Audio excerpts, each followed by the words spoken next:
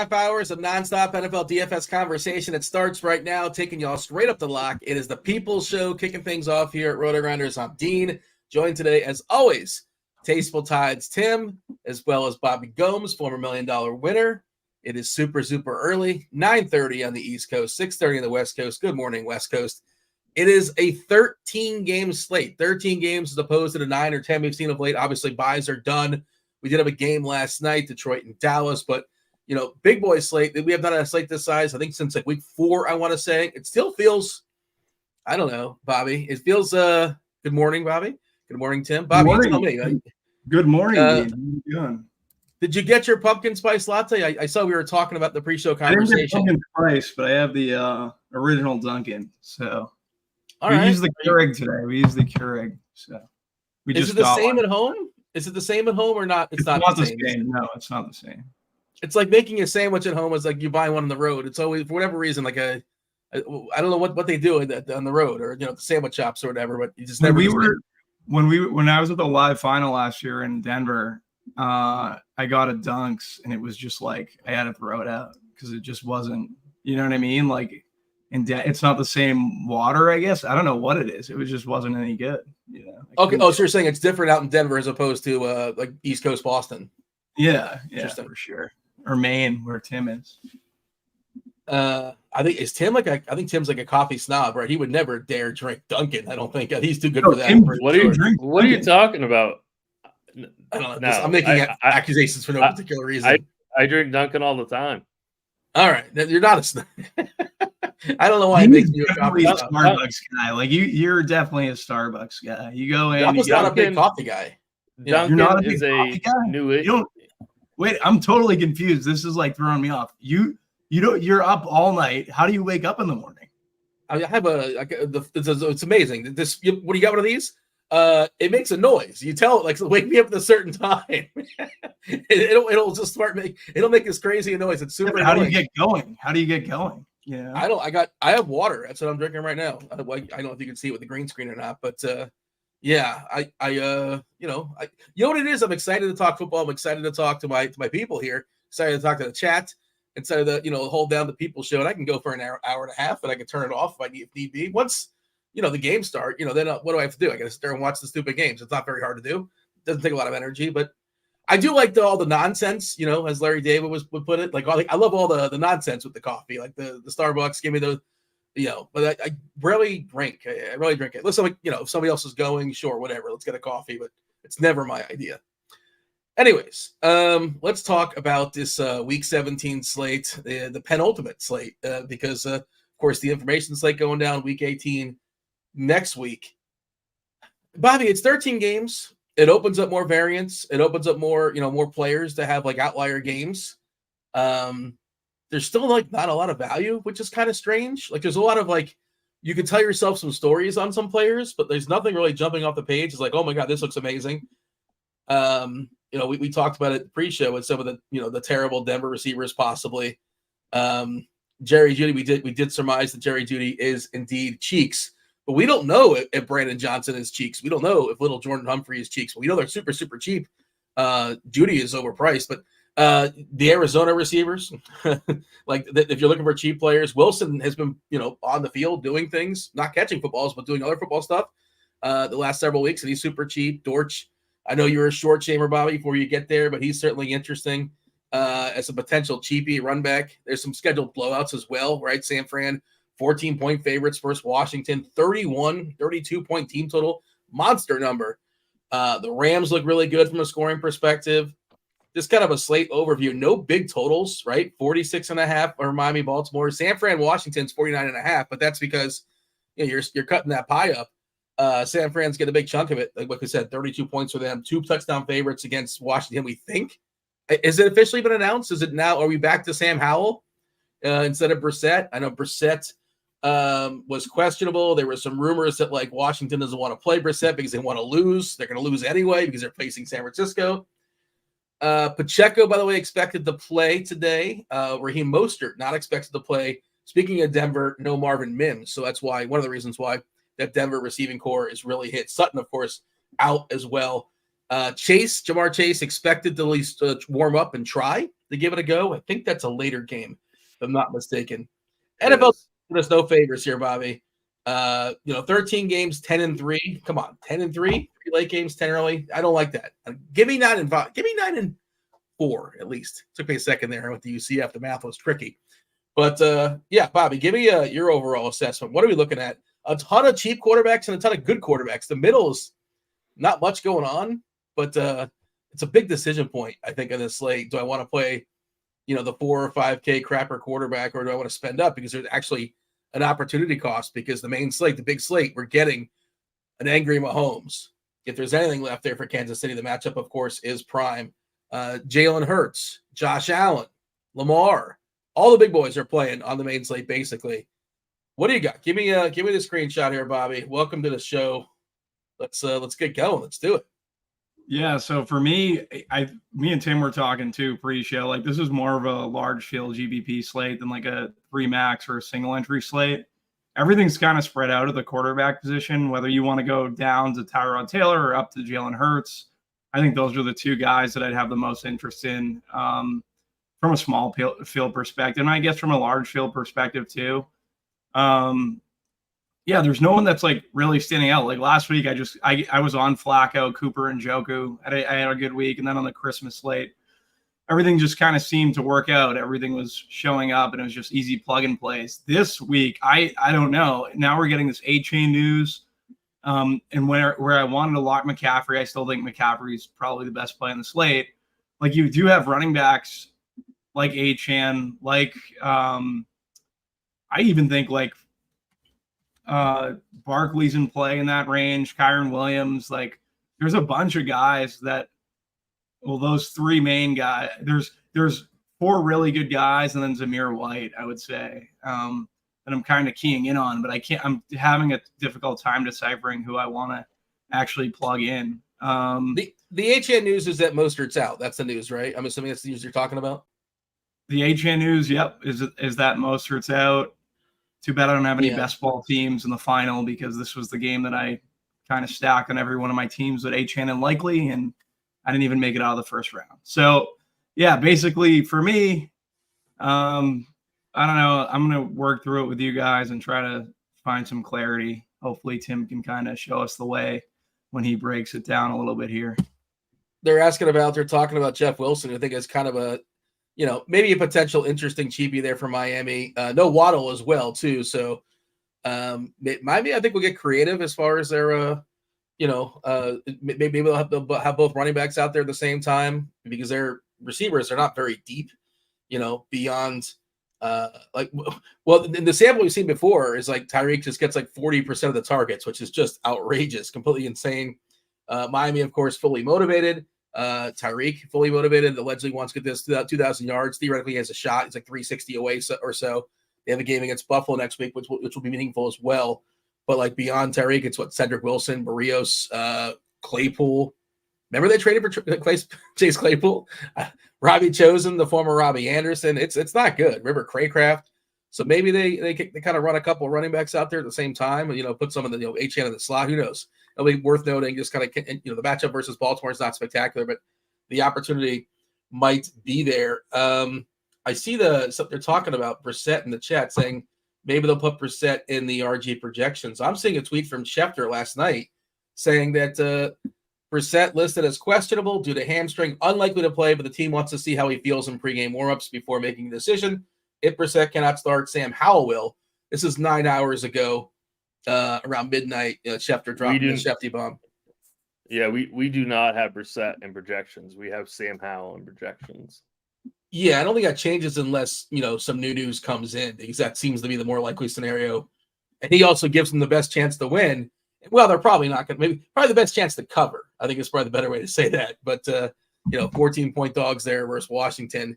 And there are like these rumors, whatever, Washington has no interest winning. They shouldn't, at least, but that's probably going to take care of itself. Tim, what do you got? What is your screenshot? What are you looking at as far as this slate? I know we're going to talk just kind of a cash game shell. That's how we start the show.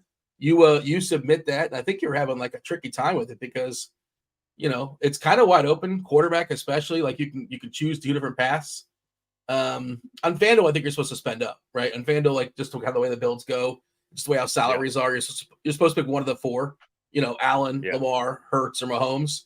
But on DK, there's Tyrod Taylor, T-Mobile, Tyrod, he's a thing, possibly, maybe. If you have salary, if salary doesn't matter, sure, Hurts.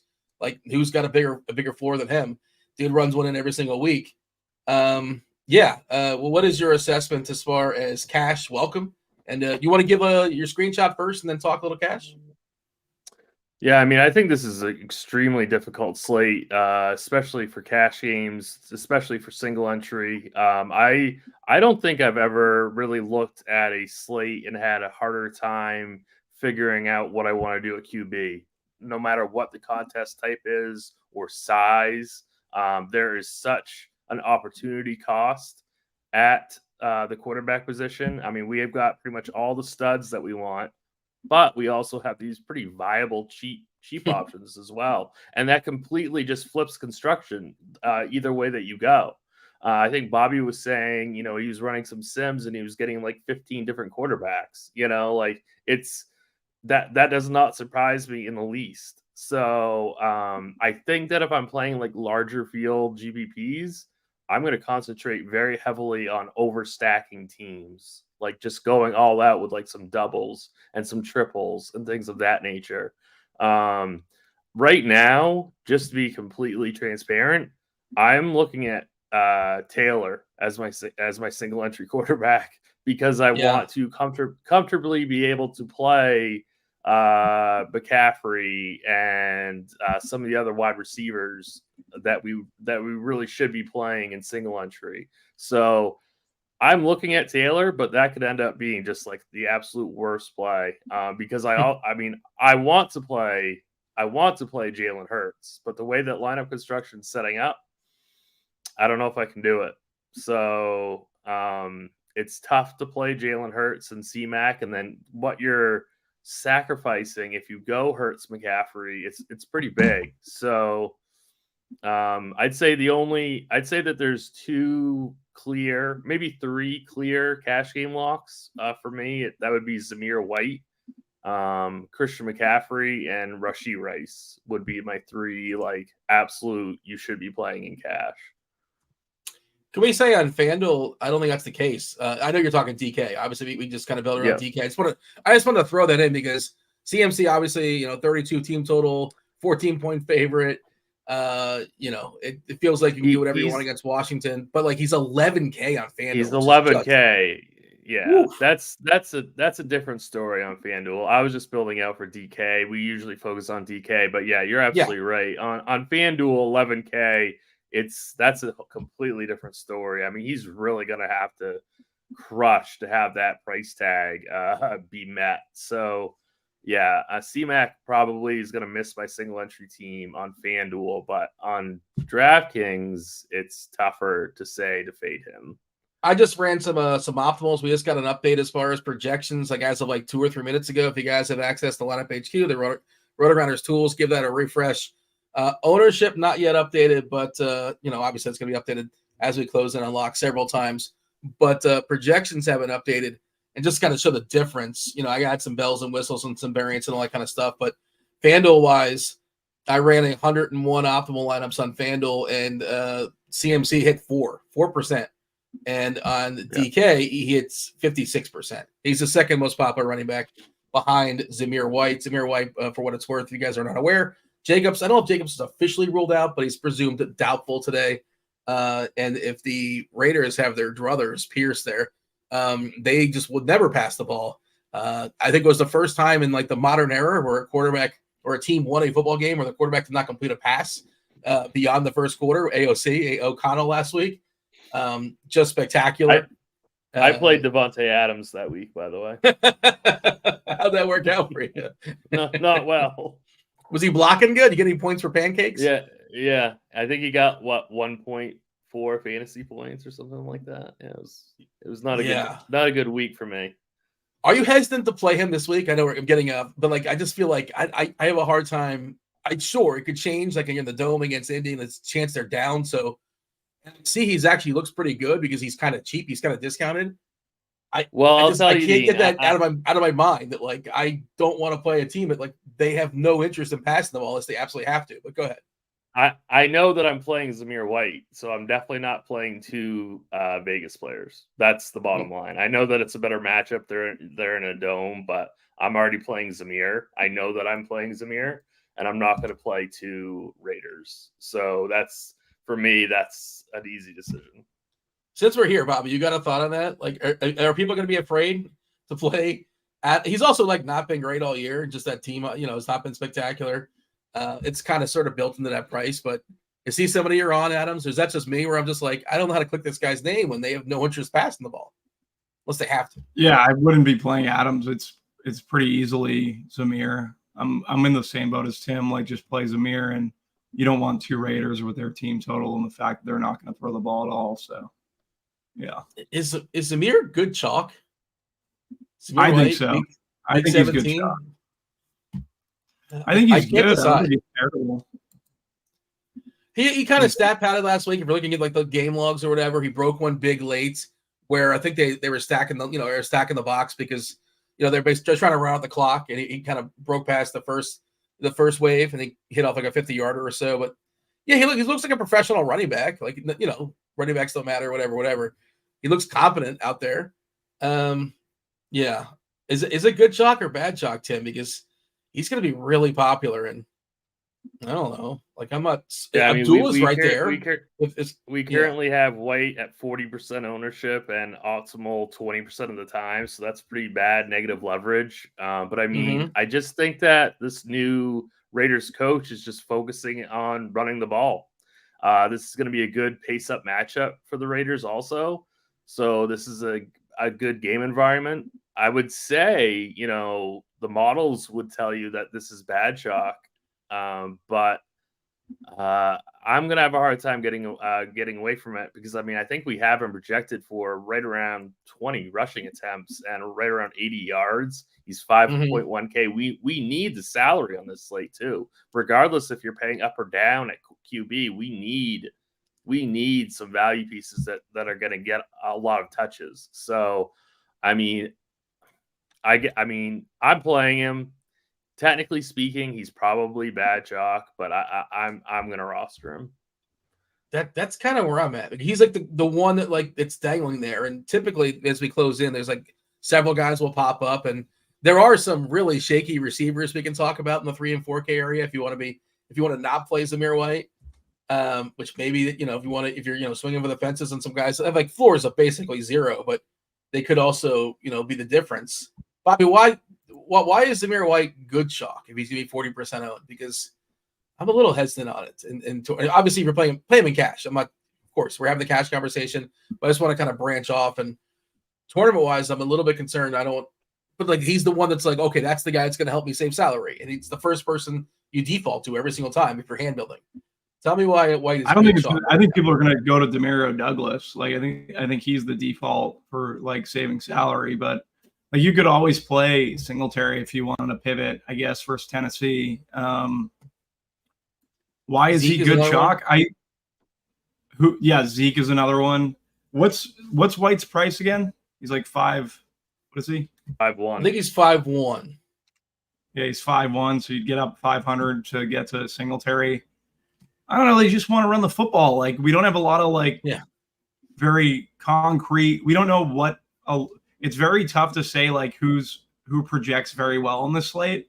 We know what they want to do. He seems to be the guy. Like, he's just the easy plug-in. Maybe that makes him a bad tournament play, but like I'm fine with it. I should let everyone know I'm playing more smaller field stuff this week. I'm not playing when I probably should be max entering and doing all that other stuff. I'm just playing 3 maxes pretty much. So I'm more focused in on Zamir White because I think he's fine in those formats. You're taking on Tim basically, right? That's Tim's specialty. You guys are, Tim's like, get off my lawn. Tim's easy. Tim's easy pickings. I just fly by Tim in the leaderboards. Tim, he's gonna sit there and take that? I'm totally joking. Yeah, no, that's very, very, very possible this week. this week. Not I every think week, though. there's a good chance Not every week, Bobby. Every tournament this week.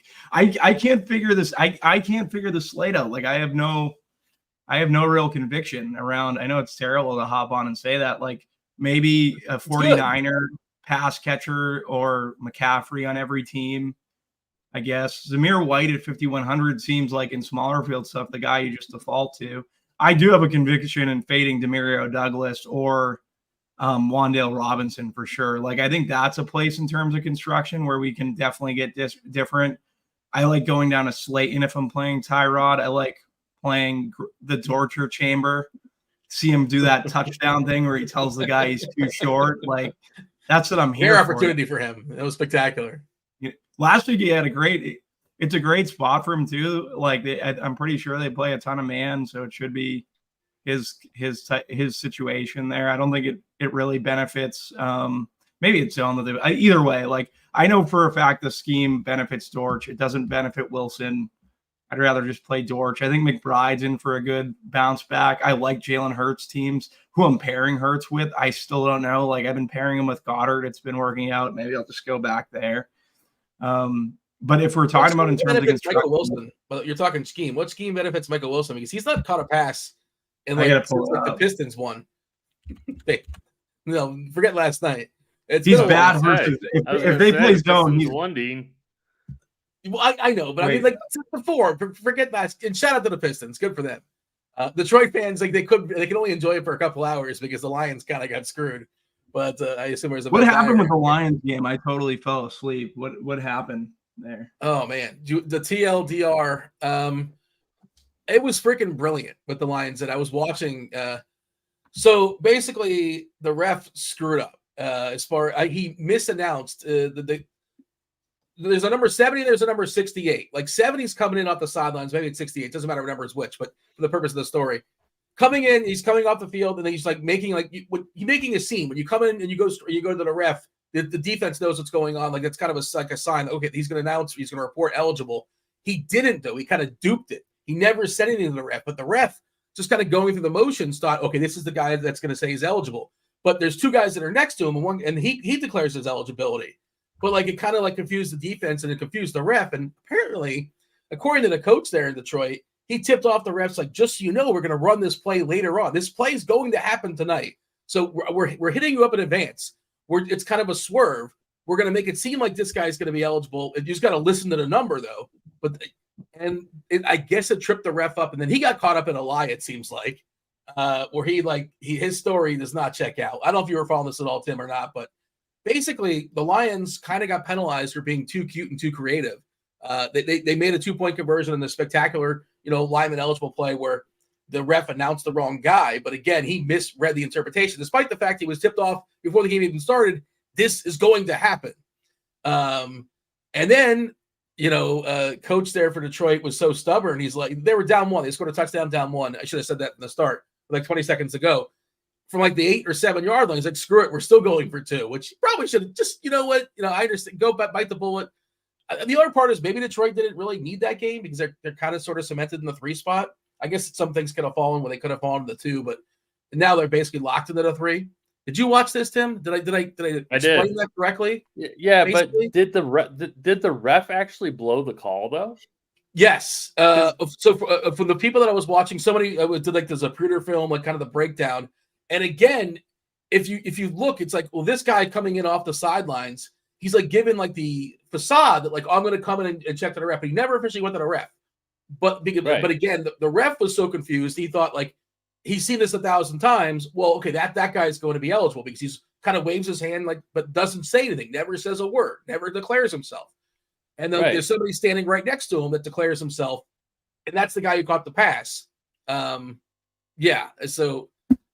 the Lions got screwed, and I mean, people are saying this is part of the script. Like, it's just it's human error is what happened basically, and the ref goofed, and then he did a bad job covering his tracks. It seems like, but I don't know what else you got out of it. Yeah, no, I wasn't sure. I wasn't sure if the ref actually made a mistake or not. I was not clear on that. I do think that Campbell should have kicked the extra point when he had to go back 2 yards. Yes, and just tie the game. But that was my take on it. Yeah, I mean, I tweeted out, like, I love when the coaches are aggressive. Very, very rarely am I going to knock a coach for being too aggressive, especially when you're a dog on the road. Play aggressive, always play aggressive, never punt. But kick the extra point. You got to kick the extra point there and just move on and go to overtime. Anyway.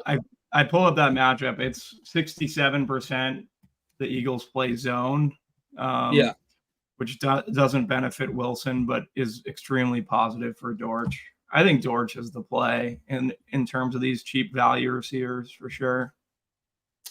Yeah, we'll get there. Dortch, I mean, he looks like the best option amongst Dortch. Like, Wilson has played, I think he has played the last 2 games and just gotten shut out. He's gotten some targets thrown his way.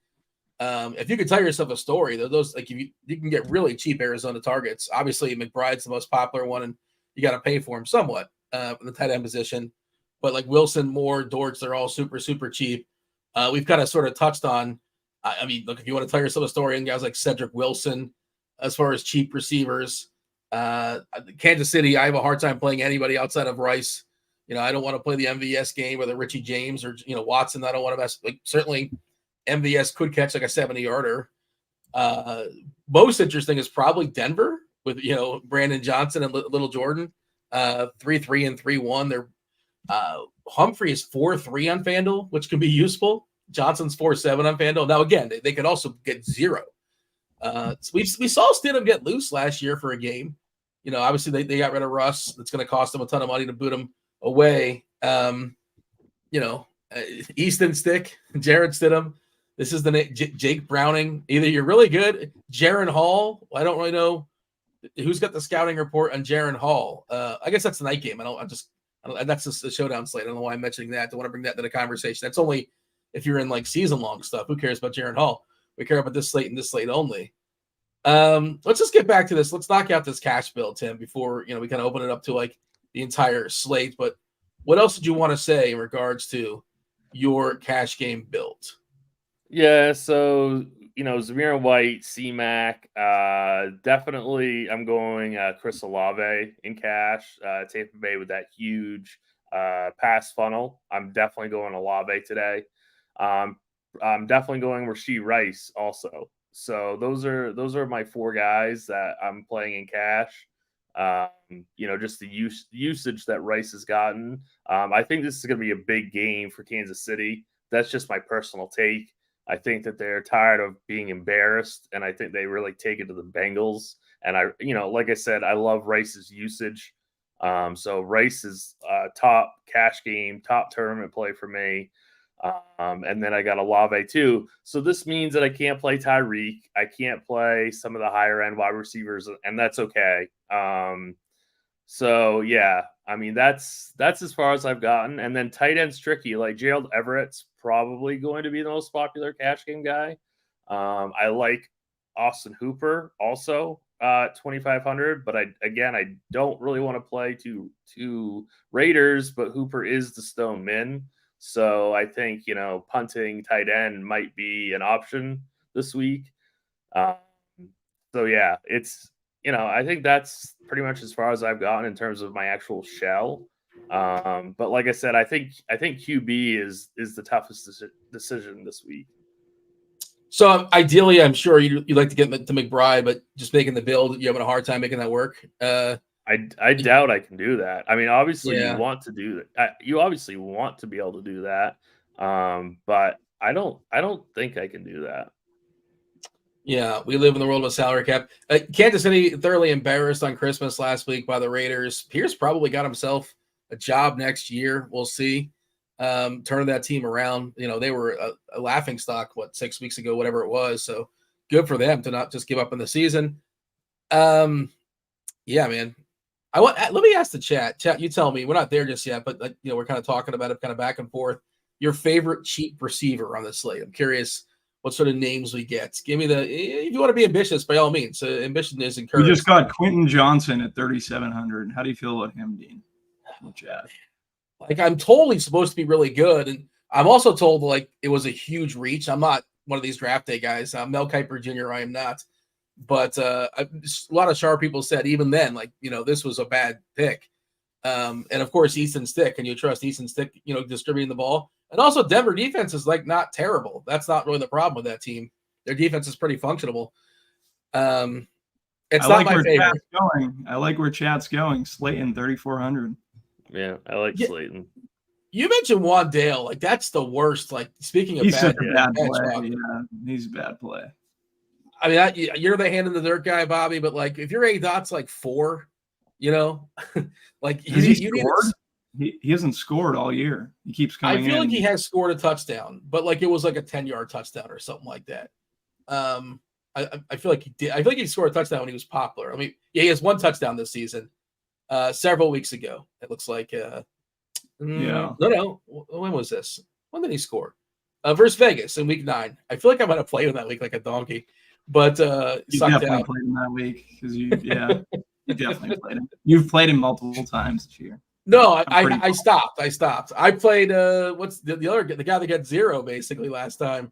I didn't play Slayton. I played the other dude. Someone said Brandon Johnson at 3,300. I think Lucas Kroll at 28 is the play from Denver.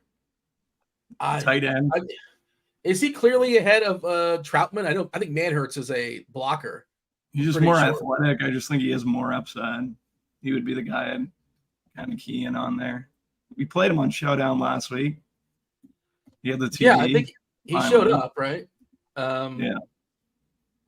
Everett's going to be kind of popular too, like as Tim was saying. And do you feel great about chalky Gerald Everett and Easton Stick and team total less than 17 for the Chargers? I know they're basically without receivers at this point, and Eckler's whimpering to the end there. And their receiving core, it consists of Quentin Johnston, Guyton, Alex Erickson. I don't know who Darius Davis. I've heard that name. Keelan Doss. I feel like he played for somebody else. I remember. I don't know. I don't know who these guys are. Everett's easily my favorite play from the Chargers. I don't think he's bad, Shock. Like I would play him and I would have no issue. Easton Stick targets him from the eye test. I watched two out of 3 of those games that he's been QBing. So let's talk about quarterback, Bobby. Normally, you typically, and again, normally, like you said, you kind of run 150, you run a bunch of lineups. Now you're not running that many today, but typically you kind of whittle it down. Like these are my 4 or 5 quarterbacks. A lot of times we have a pool of 18. Today we got a pool of 26. Some of them aren't great. But like, how are you figuring this out? Because again, there's a true opportunity cost. I don't know who amongst Josh Allen, Lamar Jackson, Hurts. You could throw Purdy in the conversation. Stroud is back in a good matchup versus Tennessee. Mahomes, angry Mahomes. Maybe they're just like not good anymore and we just can't accept it. But if they still have some talent on that side, and Mahomes, Kelsey's angry too. He's talked about how terrible he's been, or he was, on his podcast. And then there's some nonsense, right? There's some real nonsense at the bottom. Tyrod, you kind of mentioned, which is probably the best of the nonsense. Stidham, Howell, which it seems like he's going to be the quarterback there. If Brissett played, by the way, he was projecting really well for what it's worth. He was playing good in mop-up stuff. Will Levis is back. So, it's kind of a fork in the road of the slate, right? Spend all the way up or spend all the way down at quarterback. What's our philosophy? Or is it just like you're sort of – that's kind of where you start your stacks, I'm guessing, unless you're running some skinny stuff. How are you figuring out who your quarterbacks are? Yeah, you're pretty much pinned into that construction, right? Like you're going all the way to the top or you're going down. If you're going down, you're trying to fit CMC, Kyron, maybe one of AJ Brown, Tyreek, one of those guys. If you're going up, you're obviously sacrificing one of those guys and being fine with the value. For me, currently, I think Tyrod's probably my favorite for single entry, like Tim. I just think that there's an interesting pivot there if you play him with Saquon, because everyone's just going to gravitate to Achane now with the news. And Saquon's 200 more, so he's someone that stack I have a ton of interest in. I also like the idea of getting Slayton in the mix. Then Jalen Hurts, I would probably rank 2. Just think for the rushing equity, the tush push. Goddard's there at a cheap price. You can get Smith or AJ Brown. I don't mind those guys. That's a totally different construction because then you're paying up, obviously, so you're losing someone. But You have to be okay with that. Brock Purdy, like the whole team is in play today. Like literally everyone. Debo, Ayuk, McCaffrey, Kittle. It seemed, I think the running narrative throughout the industry all week was that this is a get right spot for Purdy. And I could definitely see that going in the playoffs. They just want to get him right. So the passing game does its thing today. And I'm not saying fade McCaffrey because that would be ridiculous. I think a lot of this total, like if they get to their team total, McCaffrey's going to have a lot to do with it. So fine with McCaffrey and stacks. I don't know if I'm trying to build away from McCaffrey, but I do really like Debo and Ayuk, who are seeing under 10% ownership. So I think those three quarterbacks would probably be the ones that stood out for me the most. Then if you want to get into like a CJ Stroud versus Nico Collins versus Tennessee, I think that for tournaments and larger field stuff, I find that interesting. I don't think I'm going to get to it in small field, but for me, I think that's a very good way to kind of attack this slate, going to those guys because they're going to be very low owned. You could also make a case for the other side, Levis and Hopkins. I would just prefer this getting up to Stroud and Nico. It's a very concentrated target share, which is something we should be targeting in DFS week in and week out. So yeah, you could throw Dalton Schultz in there. Those would be my 4 favorite QBs. Angry Mahomes would be in there. I'm against, you don't like Watson. I played Watson on Christmas Day. Had a good Christmas Day. I just think he's better. I would rather play him than Wandale. I don't know. Kelsey flop lag you could chase. I don't want to pay $7K for Kelsey, especially with how strong the tight end position is. This week, I think five, like from McBride, Kittle, and Ingram, I really want to get to one of those guys in a lot of my builds. So yeah, those are the 5 QBs or 4 QBs that I have the most interest in. It's not been since week 7. Week 7 when you're like, man, I really wish I played Kelsey. Every other week, not good. Every one of them. And I believe that he scored in week 7. He had 12 catches for 179. And touchdown-wise, he's had 1 touchdown since week 7 as well. Not including since week 8. He scored a touchdown versus Philly, and he salvaged this game. But he's kind of like Steph Diggs, where he just they just keep pricing him based on reputation, right? Like he shouldn't be 7K if you look at the output. But at the same time, it's like, well, like this should be the spot where we can see flashes. He's 34. You know, maybe that's what it is. I don't know. He's got other things going on in the off field that keeps him distracted. You want to tell yourself that story? Hey, you mentioned Achane, Bobby. He's not going to be like a workhorse all of a sudden. That's just sort of my thing. Like he's not a guy that gets a ton of touches. So like, what does he get? Like, can he touch the ball 14 times today? And is that enough? Is that good enough for you? Yeah, that's what I'm saying. I think people are this is going to move people away from Barkley, where when I was doing stuff this morning and I was running stuff before the news hit, Barkley was hitting a lot of my teams and I didn't know why, because I hadn't really given Barkley much thought. But now with everyone moving to Achane, I might just stand pat on Barkley and play Barkley. Why are you so confident everybody's moving to Achane? Maybe I've missed that. You know, you think that's the field's going to because I feel like this is a natural question because Achane's not a guy that's okay, now he's going to get 20 touches or so. And the matchup's not great, but we just love his ability, you know, the opportunity when the ball's in his hands. He is, as some would say, electric. Yeah. I think projections are just going to move people to Achane, and it's the shiny toy that everyone wants to play, right? So it might be. Yeah. You got a thought on that, Tim? I disagree with Bobby. I don't think he's going to get that much steam. It's actually a pretty bad matchup. And people are going to want to go, you know, White and C-Mac. So I don't think Achane's going to get that much steam. And Kyron. Don't forget about Kyron, too. Kyron's going to get a lot of ownership also. So I don't personally think Achane's going to get super steamed. But he might get a little bit, but I don't think he's going to be that popular. That's kind of where I'm at, too. Like, what? Let's see what our current let's see. Well, we're waiting for an ownership bump. We got a projection bump 15 minutes ago. So something has changed in the projections, like as of 10 o'clock or so. I did pull up Derek Carty's The Blitz, and he's got a projection of 13.7 rushing attempts for Achane, 6.5 for Jeff Wilson, 5.6 targets for Achane. So basically, 19 opportunities, 19 and a half opportunities. So you give me that, I would take my chances if that's the case. So maybe that's what Bobby is looking at. Achane's getting everyone's optimals. Just throwing that out there. Okay. He's in Carty's first optimal, bunch of industry first optimal. Yeah.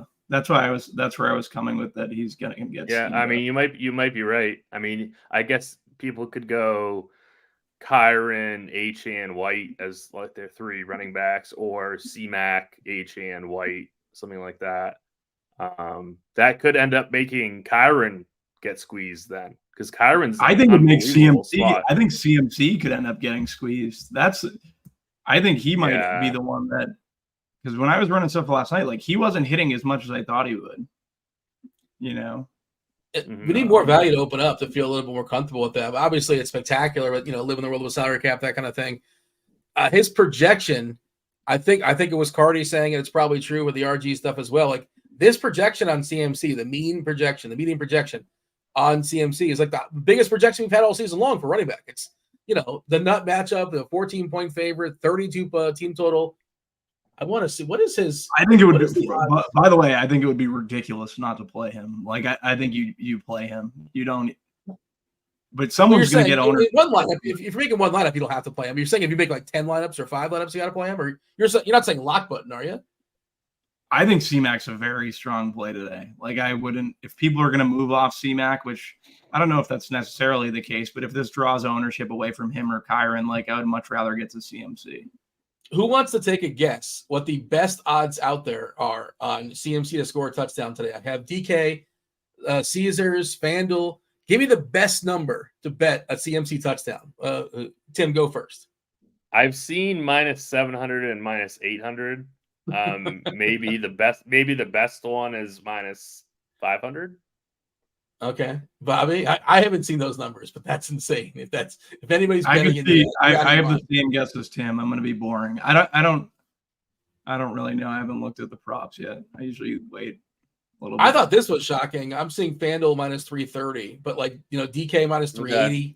Caesars has it -700, which is like, get out of here. Okay. You all are losing your minds. You can't bet anybody for -700. I knew I had seen a -700. I thought that I'd seen a -800 also. But yeah, so it's down to like -380 in some places. That still seems insane.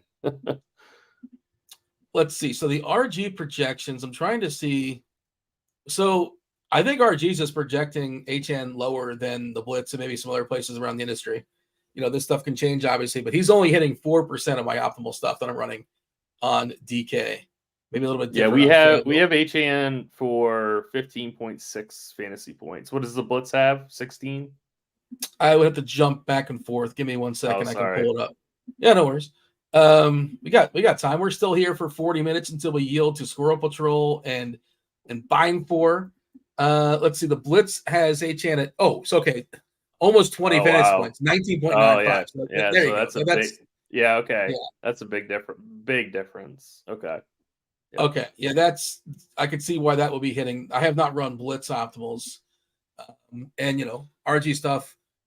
Maybe somebody's taking a stand, maybe they're still figuring it out. Who knows? I think it's a tough projection. I just think it's tough because that game as a whole, Tim, it looks like the most fun game, right? From a watchability, Miami versus Baltimore. Miami's kind of a fun team just inherently. Baltimore's got, good offense, good defense. 2 good defenses, by the way. Just the line has dropped as the week has progressed. Now it's down to 46.5. I feel like it was like 49.5, 48.5 earlier in the week. It's tumbled a bit. Is that game going to flop? Hill is, again, Rebar was running off these numbers to me about Hill in the sample without Waddle, where he's getting maybe it's like 112 routes or whatever it was. It was not the monster sample, but still a pretty good size. Like 40% of the targets are going his way, that's just insane. That's I'm trying to think of like in basketball terms. Like that's Joker without Porter and everybody. Well, that's probably a bad example because it's I'm thinking usage wise, but yeah, it's an insane number is the point. on Tyreek. Is this game going to disappoint overall, Tim? What's your read on Miami Baltimore? I think from a total Vegas total perspective, it might fail, but I hate betting against Tyreek Hill, and I certainly hate betting against him without Waddle. I was trying to make like a single entry team with C-Mac and Hill. It can be done. It's not pretty in the rest of your spots, but it can be done. I just, I think Hill really wants to break that record too. What does he need? Like 360, 360. I mean, it's unlikely, but it's possible. And I think he really wants to break it. So I think they're going to force feed him the ball here. So, I mean, it's tough for me to say. I mean, I certainly can't tell people to fade Tyreek Hill. So yeah, I mean, I saw that he has a 22-point projection. I thought he'd be a little bit higher than that, but it's just because I think the matchup is pretty tough. But he could beat anybody. He's matchup proof. We saw last week. I mean, he had a chance at a 95-yard touchdown. Like it was not the easiest play to make in the world, but it was right there. It was right there. He could have been CeeDee Lamb before CeeDee Lamb last night. Bobby, you have a take on that? I know it's different positions, but salary cap concerns. Who would you want to build around first? You can build around CMC or you can build around Hill, but you've kind of already said like you think CMC's. It sounds like you if you could pick one of those two, not that you don't like Hill, it sounds like CMC's your guy. Yeah, I think it would be CMC on the slate, but I do think Hill, with the volume and the lower ownership, is someone you really have to consider in tournaments. So I would not go away from him. I would definitely be trying to build him in somehow. I don't know. The more I think about it, it's Kyron that's going to get squeezed out of like the three main guys with this HN news, like Tim said. So go ahead. I don't know if you guys have. I might be trying to get some more Kyron in tournaments. I'm still trying to play all. I don't know. I haven't really built since the HN news. I really don't know which way to go. I ran some optimal stuff with the Blitz, right? Their update. I was just kind of seeing where they're at, the differences between the Blitz and RG. Running back wise, as far as ownership, like White's hitting my cap. I'm no more than 70%. CMC 45, Zeke Elliott 35, HN. There's HN at 33 on the Blitz. Barkley 28, Taylor 17, Singletary 13. Nobody else in double digits. I'll tell you, there's one that it's kind of like if you want to tell yourself a story, is Tyjae Spears. I think you can tell yourself that story. Henry's all but gone from Houston. They have a home game next week if they want to give Henry kind of like a send off. I think Spears is kind of sort of somewhat interesting. Again, if you're looking to be a little bit different, kind of off the board that nobody's going to play 4-7 on DK. If you need to save some salary, if you don't want that white chalk, Tyjae Spears. And I'm also looking at Collins. I talked to Tim before the show, and I was like, yeah, Collins is one of the guys I like. And Rebar's another one that was really selling me on Collins. He's like, yeah, it'll be interesting. Loves Collins. I'm like, no, I was hoping he was going to be all mine. I don't think he's going to be very popular, but we'll see. And I like Hopkins in that game too. A little bit of a homecoming game for him, right? Taking on Houston there. But, just trying to be different, trying to think of different ways as far as the slate. I did see some names popping up in chat. There's a bunch of questions in chat too, and not neglecting them. I'm going to jump back up and knock some of these out. Tim, actually, you've been answering them, haven't you? And now that I see you're answering people in chat. Some of them, yeah, not all of them.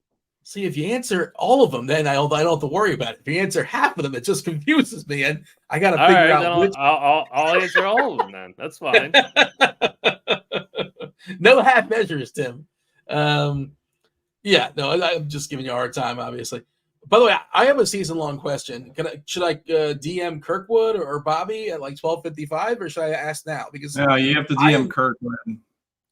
I'm in the Sirius XM finals, and my team. I had what's that? Humble brag. Yeah, very excited. And my tight end was the dude from Minnesota, and he's no longer a thing. And I got a Chig. But I could pick up Everett. Who do I play at tight end? My season long. I'll hang up and listen. First time calling. Do we have a preference amongst those two? I think I currently have Chig, but it's probably wrong. I should probably I think have it's Everett. I think it's very easily Everett. Yeah. Yeah, it's Everett. Chig, I can do the deep dive on Chig for you if you want. Let me pull it up here. Chig. He did score last week. I think Derrick Henry threw him a touchdown, his first touchdown of the season. Chig stinks. He's cheeks. That's the deep dive. That's the deep dive. I feel like I learned a lot. All you have to say is cheeks now. That's all you have to do. Yeah, I think Bobby. We're gonna end up being the show that was behind on cheeks, but we were actually the first to say cheeks. Oh, somebody, Alan in chat is talking about Chark revenge game.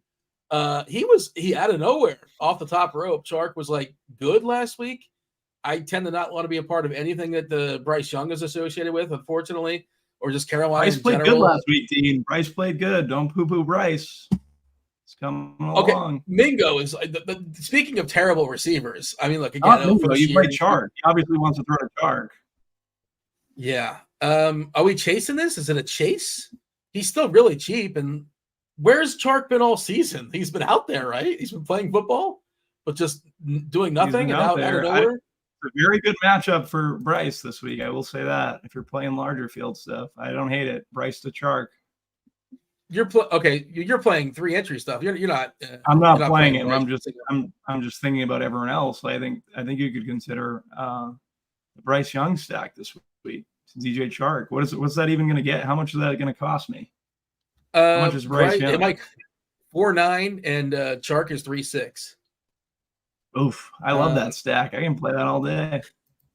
Who do you run it back with? Play that in single entry. Or Ridley or any running back? You don't have. You can run it back with Ingram's the best play. Ingram's the best play from that other side, for sure. Is he? But you don't have to run that game back. Yeah, Ingram's easily the best play with Beathard. Is Beathard like a check down Charlie? What's the book? Beathard check down Charlie. He's gonna when he came in the first game, Lawrence Scott hurt. I think 30% of his passes went to Ingram. So on those final 2 drives, he's just peppering him. Ingram's a very good play this week. Just saying. It's so all right. We're kind of jumping all around, but I kind of like jumping all around. Is Ingram your favorite kind of mid-tier tight ends? I know Schultz was mentioned earlier. By the way, if you care about such things like incentives, and I'm sure Schultz does, he needs like 7 or 8 receptions to hit like a threshold. He needs a certain number of yards at a threshold. And we have tomorrow. We got next week as well. And that's where like I really kind of dig into that stuff. But I did see Schultz is financially motivated to catch the football. He's probably going to be in the ear of his quarterback to throw him the football. Again, if you care about such things, and if you think that kind of stuff matters. But is that your favorite, Bobby, amongst like the 5K tight ends? Is Ingram your guy, or is it sort of like congested? I think it would be Ingram. Yeah, I think it would be Ingram. Tim, what's that? As far as like not the all the way up tight end, not the all the way down tight end, but like the tight end in the middle. Who's your favorite in the middle ish?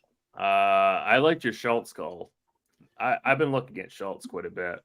So I think it's a tough matchup for Schultz. Just throwing it out there. Yeah, I mean it is. The dirt this week. Yeah, but I mean, if I'm going to pay $5,700 for Ingram, I'm going to pay $5,900 for McBride. So that's just where I'm at. Yeah, Ingram. Or $5,600 for Kittle.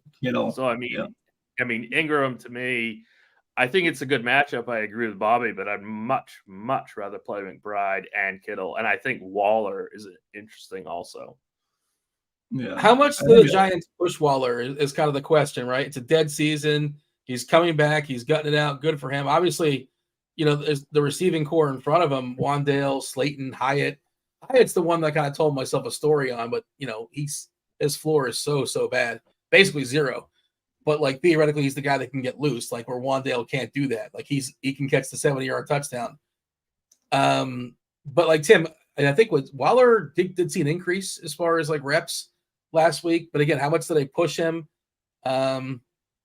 Is that's a sort of my question. I don't know if it's probably okay that Tyrod's his quarterback. I'm guessing that's fine. I would obviously much rather play Slayton over Waller, but we were just talking about tight ends, and I was just trying to like poke holes in the Ingram call, And so, I mean, I'd rather have, the guys above Ingram or guys like Schultz and Waller. But I mean, straight up, I'd rather play Slayton as my bring back with Taylor than Waller.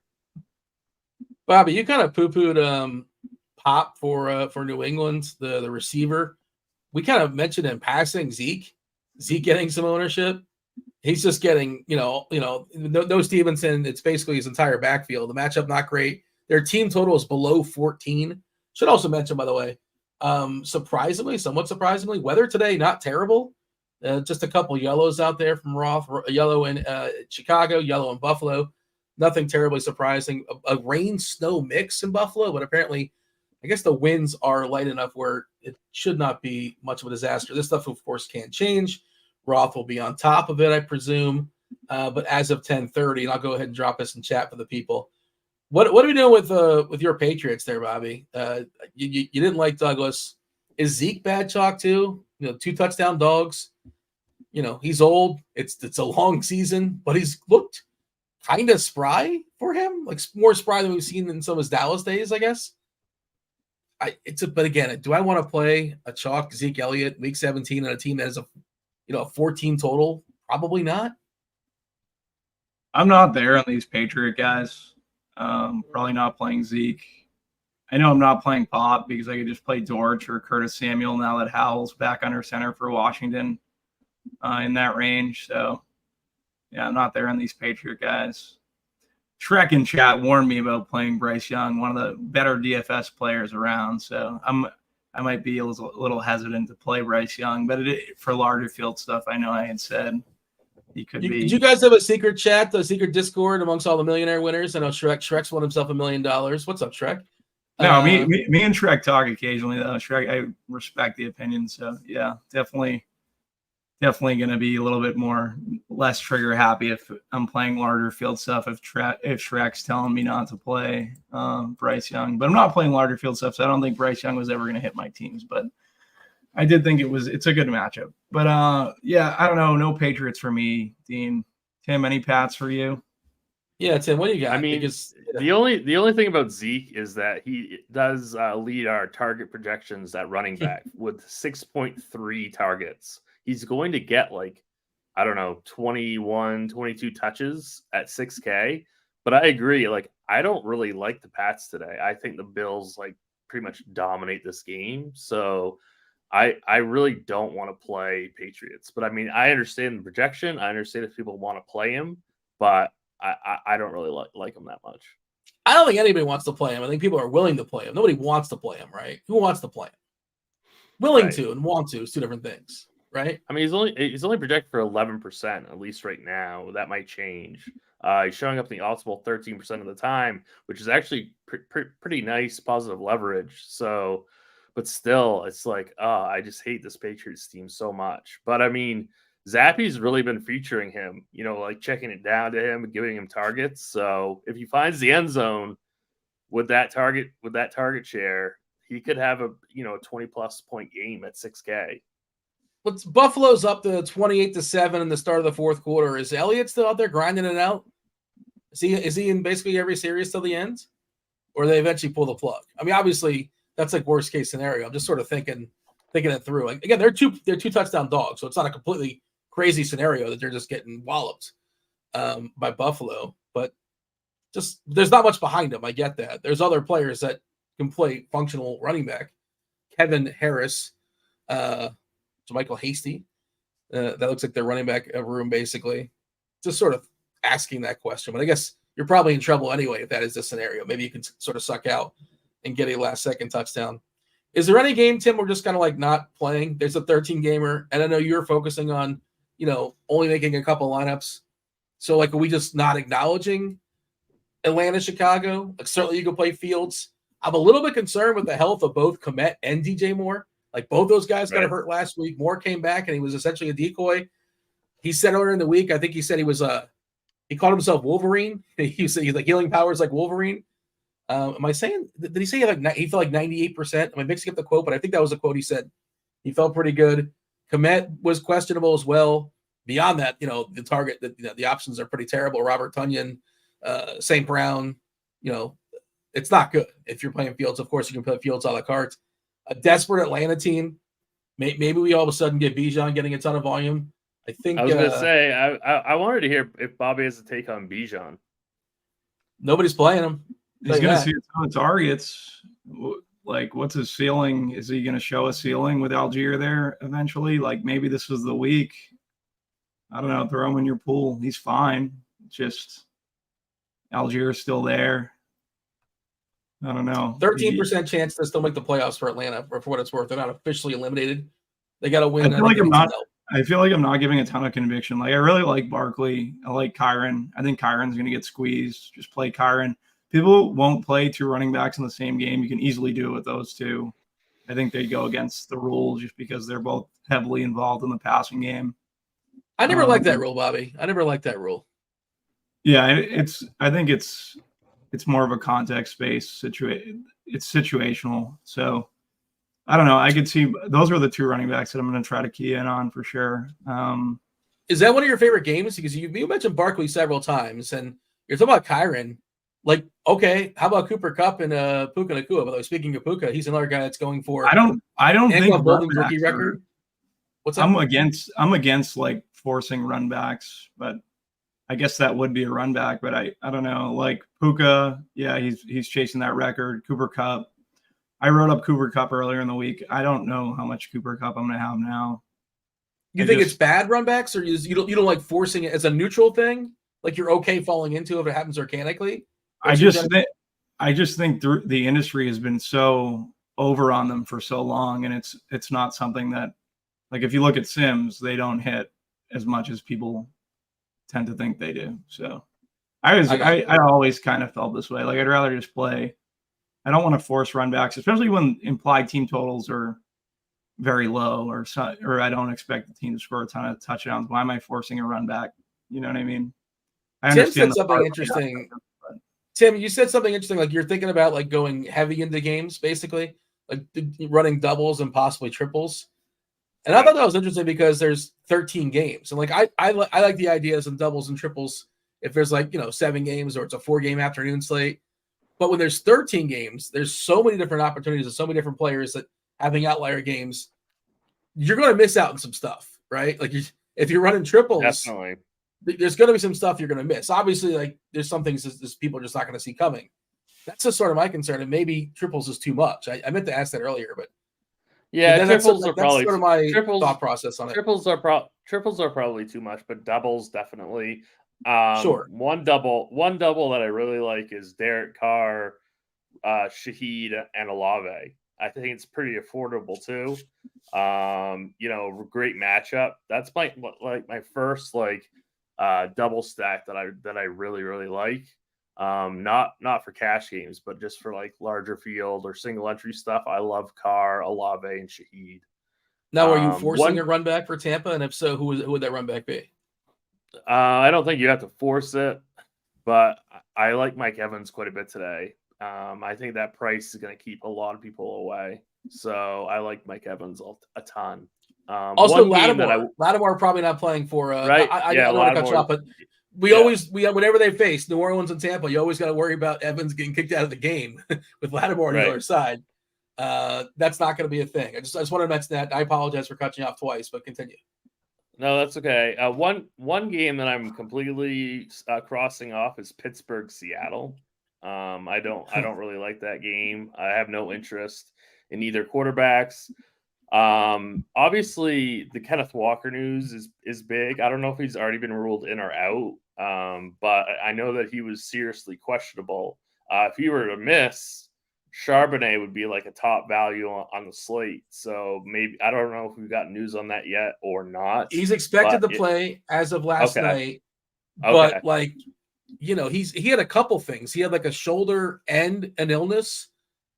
And I was making lineups last night, and I was thinking about Charbonnet because he's super, super cheap. He's like 4.6 on TK, like 5.2 on FanDuel.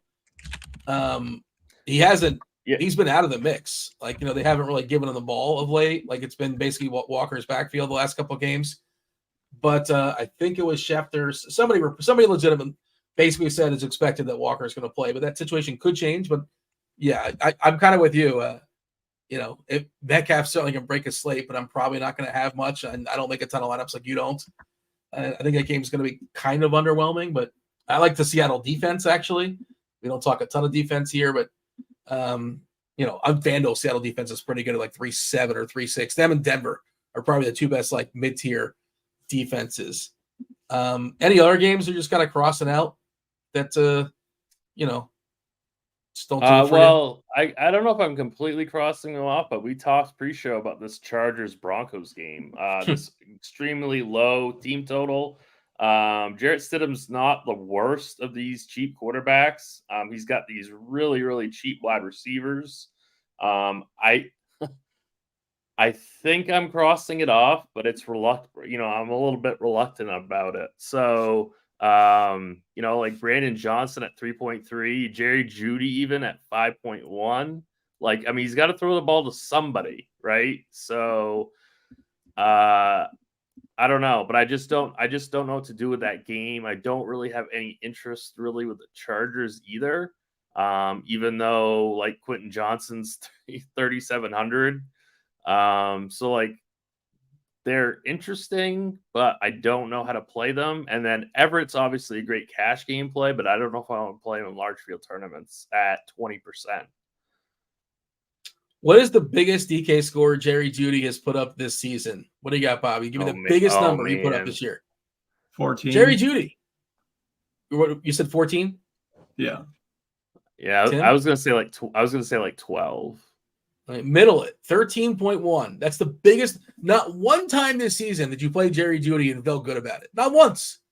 Not once. And we're supposed to care because he's out. And theoretically, that's the thing about this entire game. Like, who do you feel comfortable playing on the Chargers or the Broncos? The 11 guys on the Denver side, defensively, maybe. I don't know. Yeah, Broncos D, yeah. or even the Chargers D. I wouldn't mind, but not any of the offenses. 36.5 total. It's one of the 3 late games. I like it for like swap stuff, but I haven't made lineups yet. But I can see myself getting some Brandon Johnson. I can see myself getting some little Jordan Humphrey. Jeudy also was dealing with an illness. And again, this Denver team not officially eliminated from the playoffs, but I can see them kind of looking forward, and I can see Jeudy. Like, this is the time where certain players may not gut it out, right? Jamar Chase, we'll see if he plays or not. We still, that's another late game. He's going to warm up and all that, but there's certainly a scenario where he starts playing, and like at some point in the game, it's like, nah, this ain't for me. Now Cincinnati's still officially alive, 20% chance to make the playoffs. So I'm just picking that as an example, but just like there is stuff out there, you got to be aware of it. It's hard to read that where players were just going to be like, you know what, just not going to push it. Just not going to push it. Be it you're going to be in the playoffs, you're not going to be in the playoffs, that kind of stuff. Just kind of trying to be aware of it. We just got a question in chat about Austin Eckler in that game at 6,700. I mean, that's dirt cheap, but I still don't feel great about that. He's only projected for like 12 rush attempts. I don't really like him that much. I mean, yeah, he could get there, but I'd rather play Zeke at 6K than Eckler at 6. I mean, really, I would. Yeah, so. I don't want to play either, but yeah, I don't want to play Eckler. He seems like a great dude. He's good at broadcasting. He's going to have a great career after football, if that's the route he chooses. He might be on the show, He's going to replace me, possibly. But, yeah, Dean, how's your holdout coming? I can't do it. Can you play him, Bobby? I can't do it. It's not for me. I can't play them. How's your holdout coming, though? I was just wondering. Yes. It's really – there's a lot of back and forth going on, Bobby. There's a lot of behind-the-scenes stuff. I don't know. Tell them your agents are here. We got you. Well, what cut did you negotiate for yourself? Or did we get a percent for you? I'll take 10, 15. We'll take 20. We'll split 10 each. Me and Tim. What is Tommy Cutlet's guy? What does he get? What is his cut? Because I'm hearing he said he might have lost the clients. Maybe he's available. He lost the client. He lost. Didn't DeVito say he's moving on for that guy? I thought that's no longer his agent. Am I missing that story? Am I mucking that up? I have no idea. I remember seeing him all over the place, and I really didn't pay attention. DeVito really should have found a way to get a contract of some sort in the last month or so, and I think his window might have closed, unfortunately for him. But anyways, let's see. Some questions in chat. Jeff Wilson, Big Show Brandon's talking about Jeff Wilson. Yeah, I think we mentioned him earlier. How much is Wilson on a? He's 4-1 on DK. I don't think that's a crazy play at all. For Miami. And if anything happens to Achane, which you've seen many times, like him just kind of get dinged, and maybe they care about the game versus Buffalo next week. I haven't quite worked out which game is most important, but I think that game is most important for them to beat Buffalo next week. So this game, they're already walking in kind of wounded. This Miami team, they're pretty beat up. Tough environment in Baltimore. I was surprised the line was only 3.5. I don't know if that's changed or not. That's what it was this morning. I feel like Baltimore should be like a 5-point favorite in that game. Just the way Miami's kind of like a little beat up. Weather's not spectacular for them. Just cold. I'm down here in South Florida. I don't want to play in Baltimore. Not that anybody's asking me to play.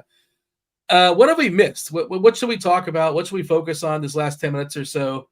I'm trying to think. What have we not discussed? Someone asked about Pacheco. Anyone have thoughts on Pacheco? Tim, do you have any thoughts? Yeah, I'm in. I saw that question. Go ahead, Tim. I'm in. You're in, Dean. You're in. Okay. Yeah. I mean, I'm in. I don't hate it. He's going to be very, very low owned. So I think he's going to be like 6% owned, right around there. It's just kind of loaded right around him. So I don't know. I really like Rice. I really like Kelsey. I like Mahomes. I think this is going to be like the Mahomes show. So I'm kind of down on Pacheco, but I get it completely, especially due to ownership. What do you think, Bobby? It sounds like I like Pacheco more than Tim does. Where are you at? Is he going to be that low owned, like 6%? Like, that's awesome to me. We love home favorites. He's a massive home favorite against one of the worst defenses in football. I don't understand what the problem is. Like, why would we not? He took a knee to the. If his helmet could just stay on, his helmet fell off twice last game, or maybe it was 2 games ago, right? His own teammate, I think, gave him a knee to the head, and he was concussed. He was knocked out. You can't predict those things. But Can I just ask one quick question? Yeah. Is it Swift or Pacheco? I think it's Pacheco. Swift can't. He can't score touchdowns. They don't let him score touchdowns. You get to the 1 yard line. Force field. This is such an amazing matchup. Yeah, until you get to the 1. Yeah. Gainwell's working in for with Swift, so then he's competing with Hurts and Gainwell. Is it Barkley or Pacheco? I think it's Barkley for me. Okay. I get the ownership discrepancy. I'm not the biggest Pacheco guy. I hate the way he runs, but at that ownership, he's fine. I would prefer Barkley though. I mean, how do you feel about running backs that are a team total of 26, a 7-point favorite here versus the Bengals? We love picking on the Bengals. It's this weird thing where I was thinking about making lineups and as opposed to because somebody on San Francisco is going to get there, right? They kind of sort of have to, maybe more than one somebody. 32 team total versus Washington. Is it going to be CMC, Samuel, Ayuk, Kittle? I don't know. Might be 2 of those guys. Purdy and CMC is probably the easiest stack to kind of get a little bit of everything. I feel the same way about Kansas City, that somebody in Kansas City is going to get there versus Cincinnati. The Rams, another one that looks pretty clear. If it's not Kyron, it's going to be one of those receivers and possibly both. I did see a thing where it's tricky for both Kupp and Nakua to get there. So you kind of sort of decide between those 2. I suppose you can run doubles if you want to. I don't see myself doing that just because they're both so expensive. If they're cheaper, maybe, but they both really, really take a big hit on your salary. We haven't talked about the Bills so much, just kind of mentioned them in passing. They have a 2018 total versus New England. Steph Diggs is just overpriced all season long. If you want to spend it to be different, sure. Nobody's playing him, just kind of throwing it out there. Belichick takes away your best player. Okay, maybe it's a Gabe Davis week. You never really know when it's a Gabe Davis week. His floor is 0. His ceiling is 40, which you lean into as far as tournaments. But, Bobby, it's pretty clear, I think. They play the games and all that. But, Rams look awesome. 49ers look awesome. KC looks pretty good. Is there anything different we can say that kind of like before we got Bobby, you are Bobby. We got Beimfohr. We got Beimfohr coming in, SquirrelPatrol as well, about 10 minutes or so. They're going to, jump in and relieve us in about 10 minutes. We still have 10 minutes. If there's any questions in chat, by all means, fire them off. If we missed anything, happy to circle back as well. Some people probably were not with us since the get-go at 9:30 in the morning. But amongst those teams that I kind of threw out there, the clear and obvious ones, is there one, Bobby, you're well over? Is there one you're well under the field as far as just that's going to be popping up in your lineup amongst all those kind of the chalk, the best offenses today? I don't know how it couldn't be the 49ers. Like Devo, Ayuk coming in under 10%. Purdy's going to be lower owned relative to like Tyrod and Jalen Hurts, I would imagine. Kittle's going to be lower owned, and obviously CMC is going to garner so much ownership, but he's CMC. I think I'm going to have a lot of 49ers. That's how I'm kind of looking at it. You mentioned the Buffalo Bills. James Cook not going to be played, and he should be played. Why did he catch the ball last week? What was up with that? Just kind of a weird anomaly. What happened? He had no catches last week. No catches, no targets last week. What was the story there? Do we know why? Was that a scheme stuff or? I have no idea. I didn't really watch the game. I didn't even. I just think versus this Patriots team, like they're going to take away Diggs, and Cook's had some pretty good games against them previously, so I wouldn't probably mind. getting good field position stuff as well against New England. Yeah, touchdowns. Let's see some questions in chat. What do we got here? Let's see. Ridley's. We've not mentioned Ridley today. I guess we can mention him. Talking about Ridley.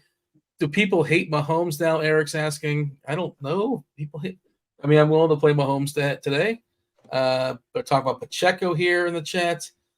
Broccoli boy, your boy Tim. He's giving Bobby a hard time. Tim's boy who just gives it to me in chat all day. Oh, bro, we got to ban Broccoli boy. He puts him on. Go ahead and ban him. He puts him on. What about the Pats defense? I don't ban. I don't block. I don't ban. I don't block. I'm like some. I'm like some. Achan versus Chandler. That's a season-long question, right? Chandler's not in this slate.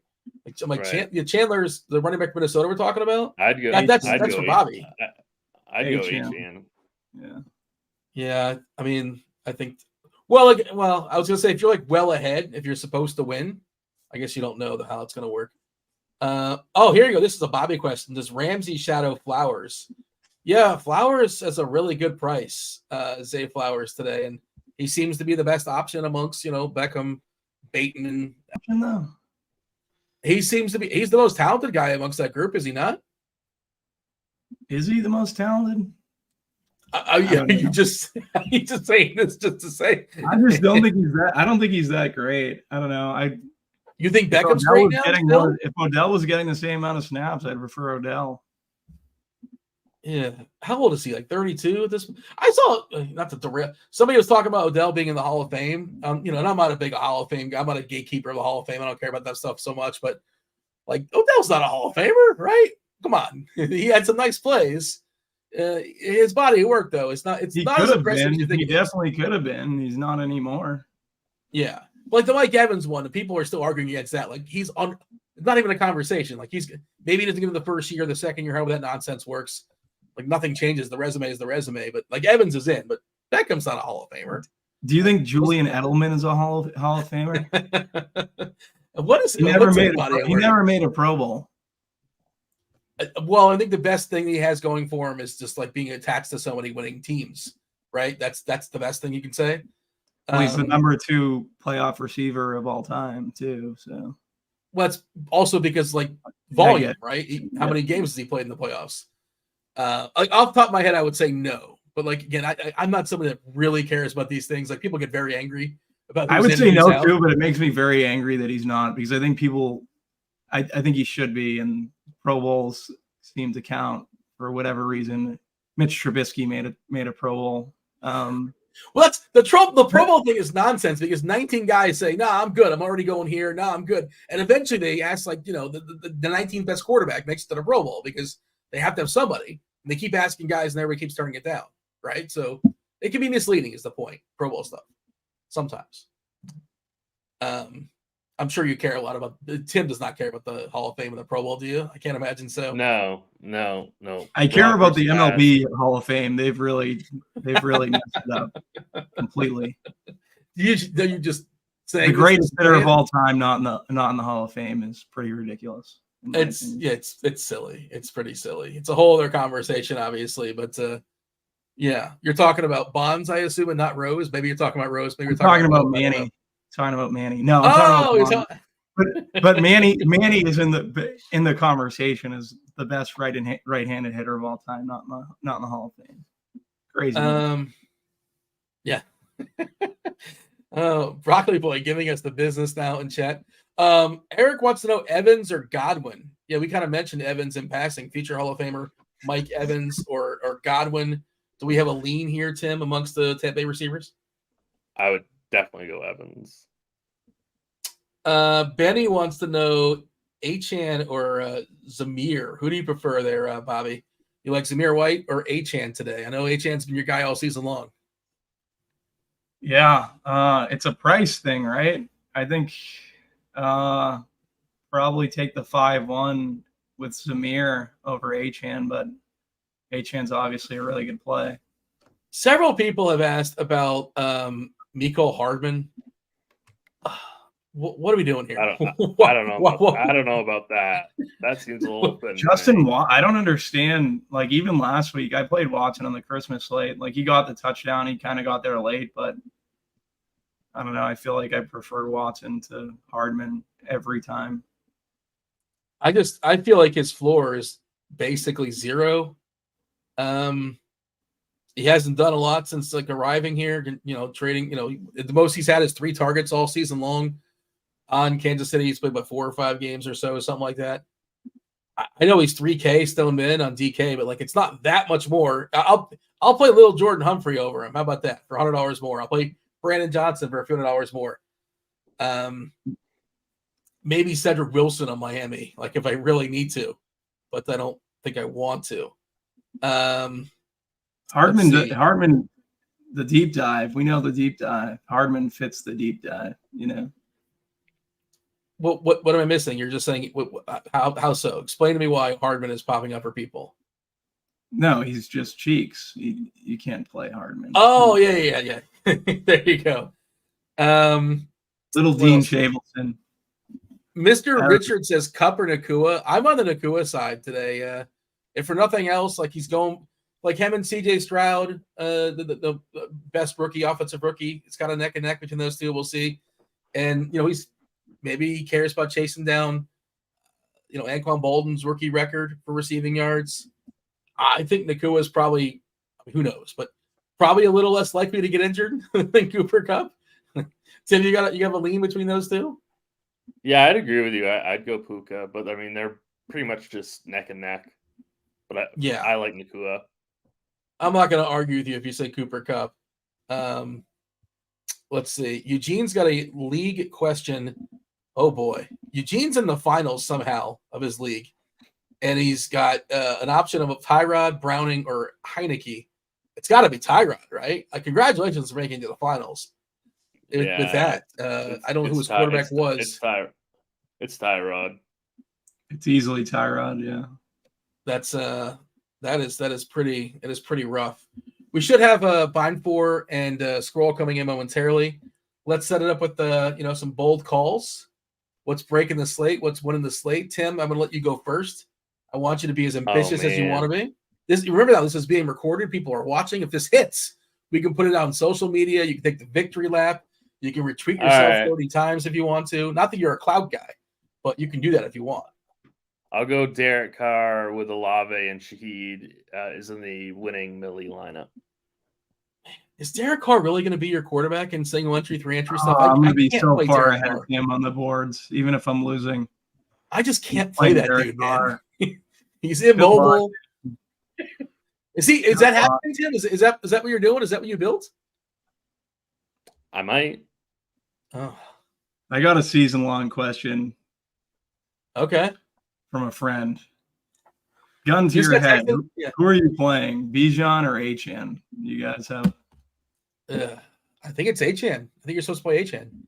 I think you're supposed to play Achan too. I do like Bijan though. Nick wants to know if Dortch is a good cheap play. Bobby, you kind of pumped them up earlier, right? You're on the Dortch train? Yep. Too small. They're too small. And when I pass Tim's lineups when he plays Derek Carr, I'm going to have a pick on too short. When you play Derek Carr, you're basically saying, I don't want my quarterback to have any chance of getting more than 25 fantasy points. I don't know why we're taking shots at Tim and Derek Carr, but that's what we're doing, I suppose. Feel free to shove it on our faces when he puts up like 403 later on. Why wouldn't you just play Baker on the other side? Like, no one's talking about Baker. I was going to say, that's the guy. I think if he's not my favorite quarterback in that game, I'd prefer Mayfield. I like that whole game. Yeah, I have no issue with Baker. I like that whole game. He also has like an incentive stuff too for contract wise, and also just like incentive stuff for like finding a job next year. Maybe he's earned himself another year in Tampa. I think he might have. We'll see. But he's got like financial stuff as well if you care about such things. Bobby, you got to beat Tim's hot take of Derek Carr. What do you got? Is like going to the torture chamber versus all those cheap receivers. 80 yards and a touchdown, a hot take. That's pretty good. I mean, calling him the Dortcher Chamber when that's clearly Lou Dort's nickname. That's the hottest thing. I'm going to my small friend over there, Greg Dortch. Call him the Dortcher Chamber. We got Ebeimfohr and SquirrelPatrol coming in. Squirrel, by the way, congrats. Another 100K earlier in the week in the basketball streets. You took advantage of, I think that was the Brooklyn Shenanigans night. Yeah. So congratulations to you. Yeah, thank you. Good way to close the year. Yeah. There you go. It's the perfect time, right? Tax time coming down. This is the last day to like get your winnings and your losses all in order. Figure that out. Fire some stuff off if you're well ahead, and I don't know, plan accordingly. But congratulations once again, Squirrel. Maybe we'll take down another 100K today. Ebeimfohr, how those best ball streets treating you? I know you're of course big in the DFS, but this is the best ball finals. Ebeimfohr is known for many things, but the Spike Week as well. Check out the Spike Week content. I saw there was a lot of tools out there, so you can actually sweat it. You can see where you're actually at as well. But there you go. Welcome, Erik. Thank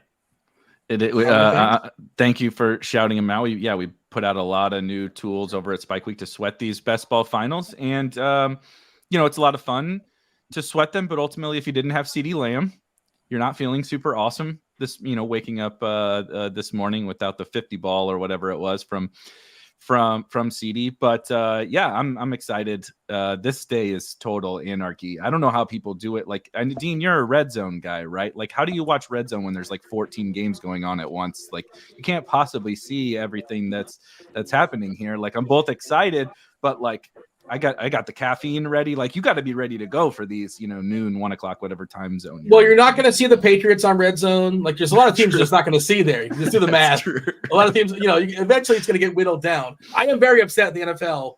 Like, what are we doing here? 13 games, 10-3. Like, we couldn't do 9-4. Like 8-5. This doesn't make sense to the people. 15 games, but whatever. We can't start a couple games a little bit later, but we should step aside, though. We're already over time. Myself, Tim, Bobby, do appreciate y'all hanging out. Didn't ask, but hit that like button, please. Kindly hit that like button.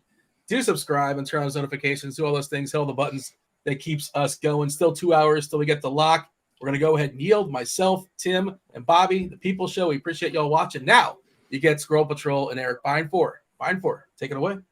As always, shout out to those three guys, the People Show. Amazing. Love listening to those guys. And, of course, awesome advice. If you have not joined us before for this show, A, welcome. B, I am your host, Erik Beimfohr, joined by my co-host, John Breslin, a.k.a. SquirrelPatrol, a.k.a., of course, as Dean segued us into one of the best DFS players on the planet. And I'm actually going to start with this was not my planned intro, okay? But I want to start. We always talk, right? This is GPP Final Takes. We will, of course, answer as many questions as you have. Even if you have cash game questions or whatever, we'll try to get to any possible question that you have. We're not necessarily going to go game by game or position by position. We're going to try to hit some of the most notable topics for tournaments, right? Sometimes that's a player, sometimes that's a game, sometimes that's weather, who really knows. And the fact that you had a big night in the NBA streets on, as Dean called it, Brooklyn shenanigans night. I actually feel like is a funny kind of intro into thinking about a slate like this today, where you couldn't, of course, predict that what the Nets did. Nobody did, right? That's why everybody's all up in arms. For anyone that doesn't know, the Nets basically kind of skirted the system of injury reporting and didn't play their best players and blah blah blah blah blah. But today, I'm not saying that's what's happening today in NFL, but what you did and why you're so good as a tournament player is capitalizing when the chaos plays out in a certain way, right? It's not like all your teams were built for what happens if the Nets don't play their good players, right? But you build a 150 set or however many teams that can capitalize on some form of chaos. And so we are now into week 17. We did already have, of course, 2 games, and we have 1 game tonight. We have a big slate, as Dean mentioned, 13 games. Some teams are really playing for seeding. Some teams are not. We have some injuries, which we will, of course, get to. The Jacoby Brissett thing we'll talk a little bit about, which is very funny throughout the week. But Raheem Mostert out, right? Jalen Waddle out. There's a bunch of potential chaos. So how are you kind of thinking about this slate in terms of how do we attack this for tournaments so that when one of these 13 games or multiple of these situations play out in our favor, we can win one of these tournaments? Sure. Yeah. So like I've said before, the NBA pops up in the middle of NFL season, and then the NFL morphs into NBA. And by that, I mean injuries become a bigger factor, and it becomes more news driven than it is earlier in the season. I think earlier in the season, you're finding really good plays, and people don't really know who the good plays are. We're still looking at last year's defensive statistics and stuff like that. And so you've got a good knowledge of hand in the dirt, defensive players, stuff like that.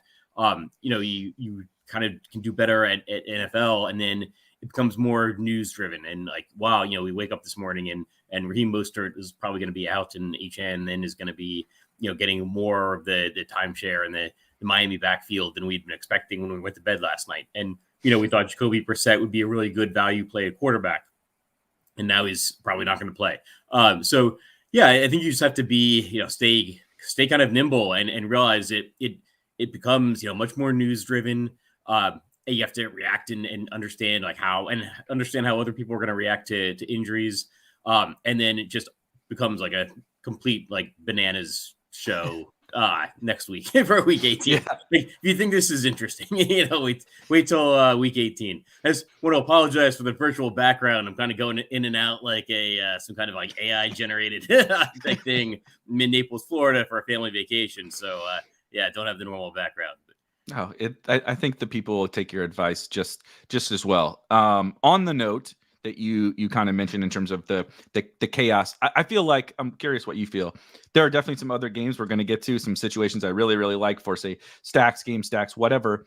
But the 2 things I kind of feel like we should really hammer home is there's 2 situations that, one is this team is going to score $1 billion. So how do we handle, we've done this throughout the course of the year where dude, the Dolphins are playing X team. They're going to score 50. How do we handle them? We have one of those today, but then we also do have the Dolphins in a much tougher matchup, but we have removed Jalen Waddle and Raheem Mostert, which obviously, like you said, news driven means, I don't know if people seen the splits for Tyreek Hill without Jalen Waddle. He basically gets a target on 50% of the routes he runs without Jalen Waddle. I know he's very expensive, but he's Tyreek Hill. And then you remove Raheem Mostert has 20 touchdowns, right? You remove that. That's a pretty big deal for the Dolphins. The team I was, of course, referring to at the beginning is the San Francisco 49ers. They are in this spot that feels like the biggest eruption spot of all time, right? Playing the worst defense in the NFL, the Commanders. The Commanders, the season has been over, but it's certainly over now.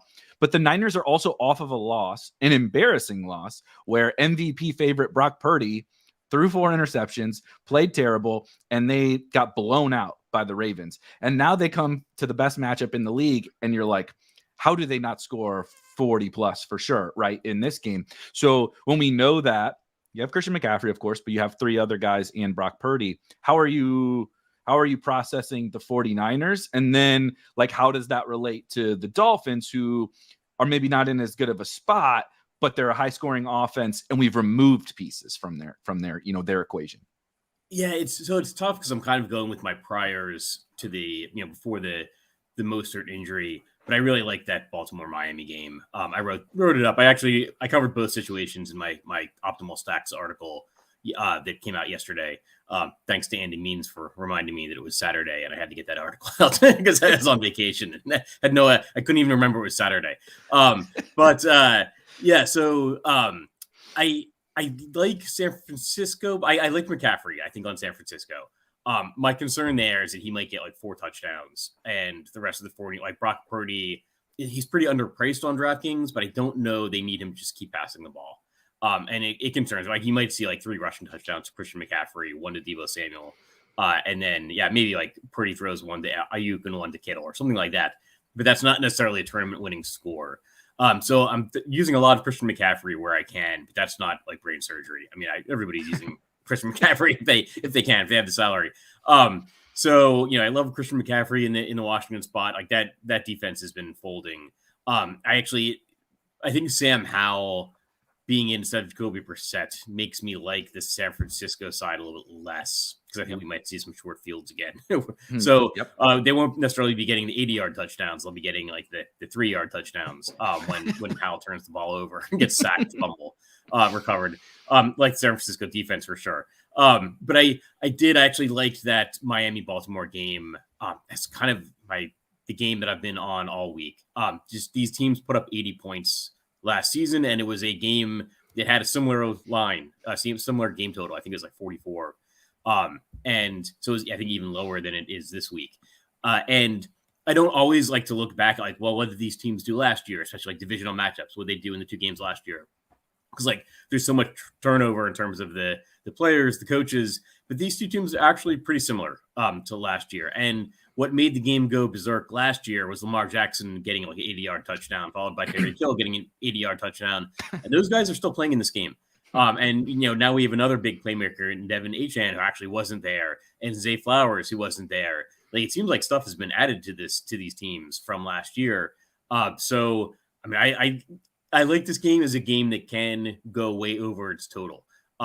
It doesn't necessarily mean it's going to go over its total more often, but when it goes over the total, like these guys are playmakers. Like they can run the ball 80 yards for that touchdown that then turns the ball back over to the opposing offense. So I actually prefer in terms of stacking, like in terms of a game stack, like I prefer the Baltimore Miami, especially from the Lamar Jackson side, over like the San Francisco team, even though San Francisco has a higher implied total. So just quickly, because then we can kind of put San Francisco to bed because there's a lot of games to talk about here today. Are you doing so? I totally agree, and it is very funny for anybody that knows me. Again, Dean intro the best ball thing. Sam Howell was one of my guys this year in best ball as a late round quarterback pick. And if you listen to this show, you probably heard me talk about him a lot over the course of the first probably about 3 months. Well, the problem is he's turned into a pumpkin. He was awesome for fantasy, for game stacks, right? Go look at those Eagles games from the beginning of the year. Like those were tournament winning games because Sam Howell was throwing for 350, 400 yards to push back against the good offense. Like the whole team has collapsed. He has collapsed. The defense has collapsed. And so I was rooting for Jacoby. In the expert survey, Jacoby Brissett was my favorite quarterback, and Jacoby Brissett stacks were my favorite stacks because, like you said, I thought he could push back just enough, right? He's not going to score 50, but he could push back enough against this Niners defense till you're like, oh my God, if they score 3 touchdowns, the Niners are going to score 60, and now I'm worried about Washington scoring at all. But I think everybody is worried about that. Are you playing it at all through like, okay, if Washington can push back here against San Francisco, am I playing some Terry McLaurin? Am I playing some Jahan Dotson or whatever to then play some Niners stacks or just on the opposite side of CMC or whatever you're thinking? So in my single entry kind of smaller field stuff, I'm playing like some Brock Purdy, but I'm kind of right around the field, like 10, 12%. And I think Terry McLaurin's a reasonable run back. I think Curtis Samuel is actually a reasonable run back. So the San Francisco defense actually gives up a ton of receptions, and maybe more just they're being passed on more than teams are trying to rush on them.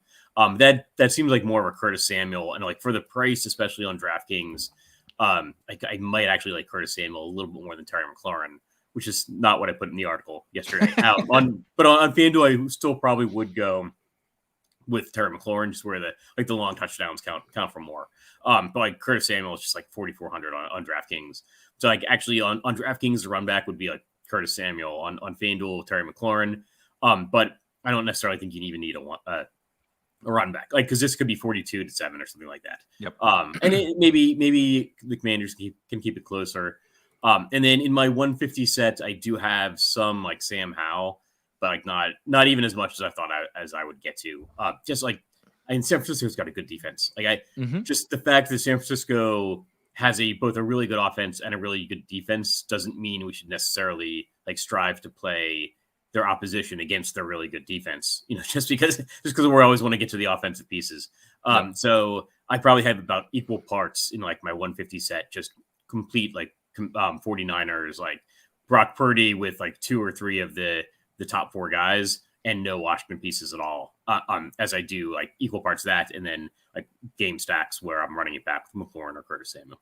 Makes a ton of sense. I also did just want to point out, I don't really know that it matters if you remove a crappy player and put in another crappy player. I'm not sure that it matters, but 3 starting defensive backs for Washington are out in this game. So like I said, you're taking out an XFL player, you're putting in an XFL player. Like what really is the difference? But just something I saw this morning that's pretty funny. Let's kind of hammer home that Ravens Dolphins game, because I agree with you. I think it's the most fascinating. It's the most fascinating real life game today. Probably it's the most fascinating game in terms of exactly everything that you outlined. Right? We've talked about this a lot over the course of multiple years of doing this show or other shows, where what you said is like, it's hard to, because you can't totally conceptualize it, right? You take projections, you might even take ceiling projections or whatever, and you see what Lamar is, and it's great. And you see what Tyreek Hill is and Devin Achane, and it's great. But like, it's hard to say, like, when they hit their ceiling, it's 80-yard touchdown, 80-yard touchdown, 80-yard touchdown. And like that, right? Look at what CeeDee Lamb did yesterday. That game was 7-3 at halftime or something like that. But CeeDee catches, instead of a safety, CeeDee catches a long one. That speeds it up. Next thing you know, the Lions are throwing down the stretch, right? They get a touchdown. And you just need those bing, bing, bing plays back and forth to really take a good game stack to like you have to have it levels.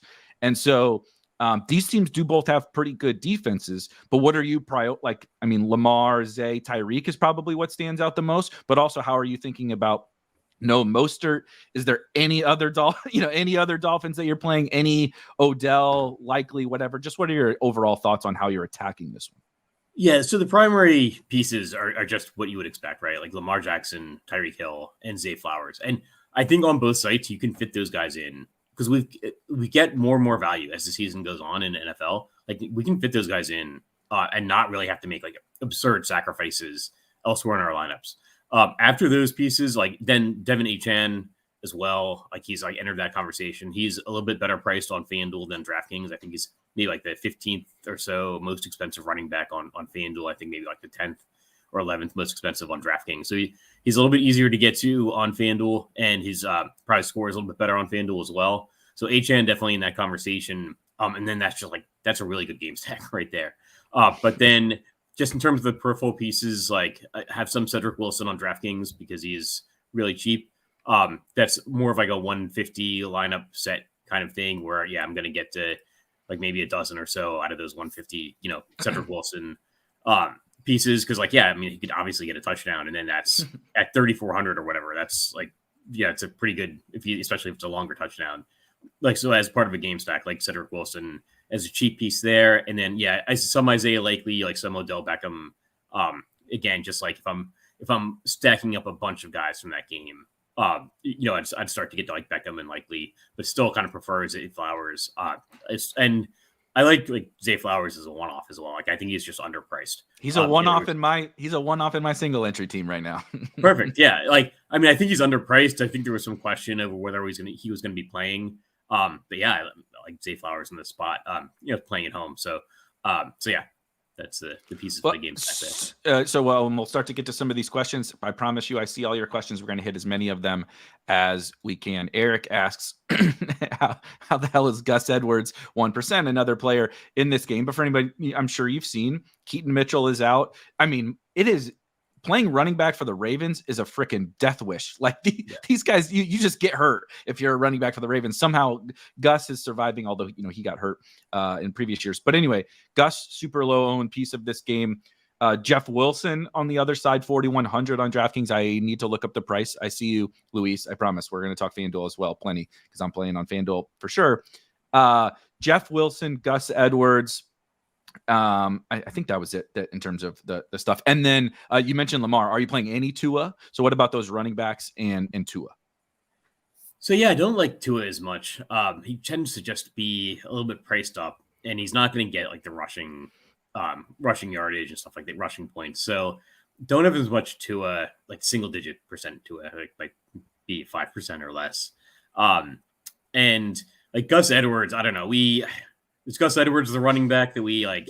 we gave like the mush 3. to. He scored 3 that week. Yeah, scored 3 touchdowns. I hate to say it again, but like he doesn't get there in the receiving yards. He doesn't get the receptions, and that hurts his ceiling a lot. And like unless he's getting 3 touchdowns, 1 touchdown probably doesn't get you there. Which is the exact same thing I said the week that he got 3 touchdowns. Because I said, well, 1 touchdown is not going to get you there without the receiving work. And then he went out and got 3. So yeah, I'm probably not playing any or very minimal amount of Gus Edwards this week. But yeah, I mean he's maybe a better play if you're not stacking up this game. Like if you're stacking up one of the other games, then maybe you want to play Gus Edwards if that makes sense. But yeah, probably just granted Gus Edwards another 3 touchdown game. How about Jeff Wilson? Jeff Wilson, not really getting to him, and I thought I would. I thought I would wake up and get to a bunch of Jeff Wilson, and maybe it's a mistake that I'm not. He's not as super cheap as I would have thought, and so there's like just other guys at that price. Like I'd rather, if I'm going to pivot off of Devin Achane, I'd rather pivot to somebody else, like to another running back in another game, maybe than get to Jeff Wilson. Just the workload there is really uncertain, and the price. It's not like you're taking a risk, but he's like super low price, so it gets you like a bunch of stuff you can't get if you don't play Jeff Wilson. It's just not. He's just still not that great for the price. And we don't really know if what his workload is going to be. It could be really minimal. Like I think it's logically a sound play. I'm just not getting there because of the projection. Yeah, I think that makes total sense. I think it's a really murky, actually, situation. If you told me we fast forward 3 hours, 4 hours, whatever, and Achane got 20 touches and Jeff Wilson got 4, I wouldn't be surprised. But if the opposite, I mean, I would be surprised if Achane got 4. But you know what I mean? If Jeff Wilson was like the primary back, Achane's awesome. I'm not trying to say anything negative about him, and definitely not anything negative about him as a DFS play. He is 180 pounds.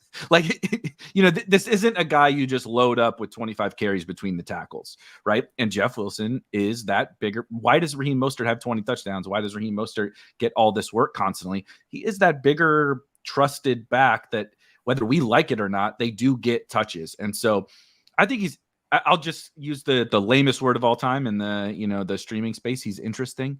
But I wouldn't throw him aside necessarily. Like I would make sure I think about him in terms of how it doesn't mean you have to play him, but I would just keep him in mind because I think that there's a path to where he kind of replaces Mostert. Achane stays in his role grows a little, but his role stays a little bit more like he's the 1B because he's like that more gadgety home run hitter type guy, right? Whereas Wilson's this 225-pound bruiser of a back. Jay Frey asked in the Discord, shout out Jay Frey, do you prefer Achane over, I believe this is James Cook now, between those two, James Cook and Devin Achane?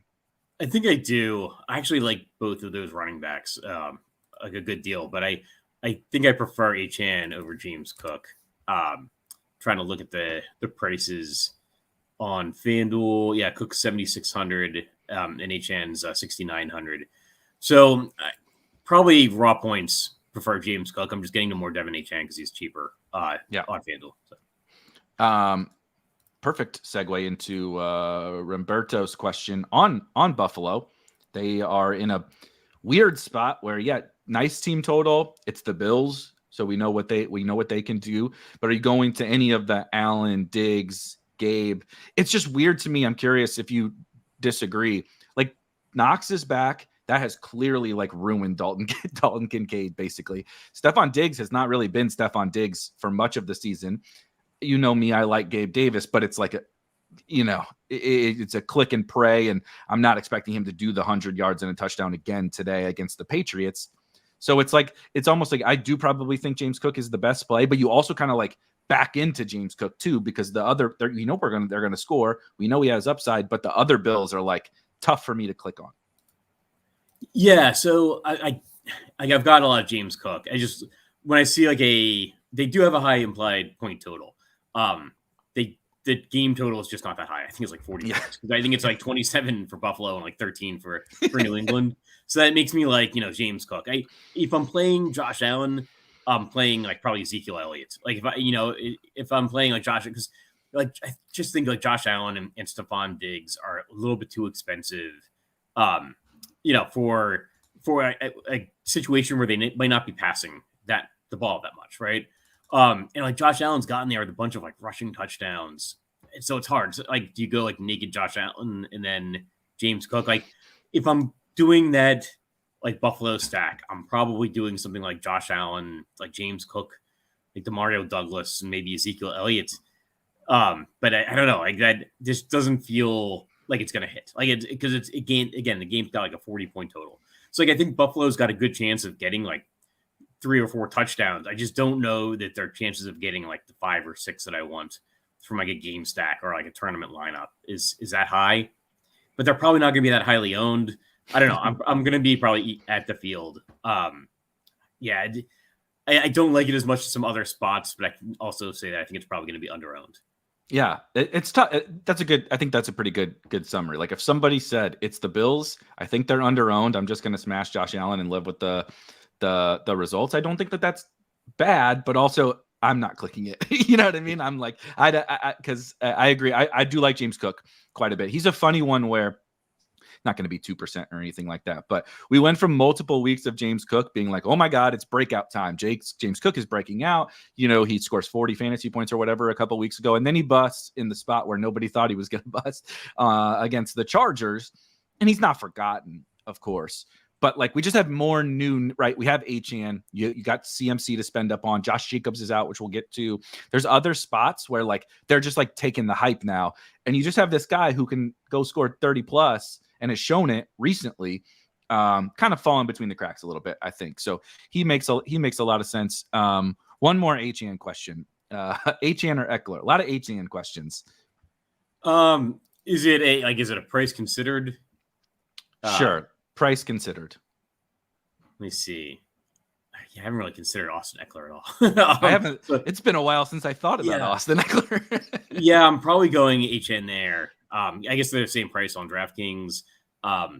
Looking on FanDuel, I would just go HN, honestly. HN's, are they the same price on both FanDuel and DraftKings? Yeah, interesting. All right, they're both 6,700 on DraftKings, both 6,900 on FanDuel.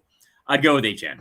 I don't know about Easton Stick's abilities to like move this offense, and he seems to be going to like Gerald Everett. I like Gerald Everett if I'm playing a Charger, and I don't know if I want to be playing a Charger. So I like Devin Achane for the raw points, and they're incredibly the same price on both FanDuel and DraftKings. So right, point per dollar like Achane as well. Yeah. Let's talk about somebody asked about running backs, so we'll talk a little bit about some running backs. Hank says that Josh Jacobs is out, which is kind of wild. They are still technically not dead. The Raiders, that is, technically not dead for the playoffs, but still holding Josh Jacobs. And maybe he isn't healthy, but it seemed like he was going to be fine for this week. But nonetheless, he is out, which gives us Zamir White again as the lead back for the Raiders for another week in a pretty good spot against the Indianapolis Colts. He's another trick. I don't mean this in a negative way to anybody. He's another tricky one to me, Zamir, is where he's also not going to catch a lot of passes. That offense is a little bit uninspiring. His price is good, though. His role is good. He was awesome last week against the Chiefs. But, like, I don't know. It's tough for me to play a guy who also, right, he can get game scripted out of this game. Zamir's a very tricky one for me. How are you approaching him today? Yeah, I was just looking at that. It'll be interesting to see what his ownership percentage comes in, because like he's, I think, got a good chance to be like the highest owned running back, like maybe him or McCaffrey. Well, 6,100 on. Sorry to cut you off, but the FanDuel folks, the 6,100 on FanDuel is a pretty unbelievable price for Zamir White. I actually don't remember what he is on DraftKings. Sorry, I'm pulling it up. 5,100. So I mean, the price is awesome on both sites. So yeah, and I think that's actually part of the reason I'm not getting to a lot of Jeff Wilson, is I'd rather just find 1,000 and get to Zamir White, who we're pretty sure is going to be like the primary running back there. I think that I'm going to be right around the projected ownership on him in my like multi-entry, and I think that's going to end up being under the field. Like I think he'll get steamed up because he's going to be showing up in a lot of like optimal lineups.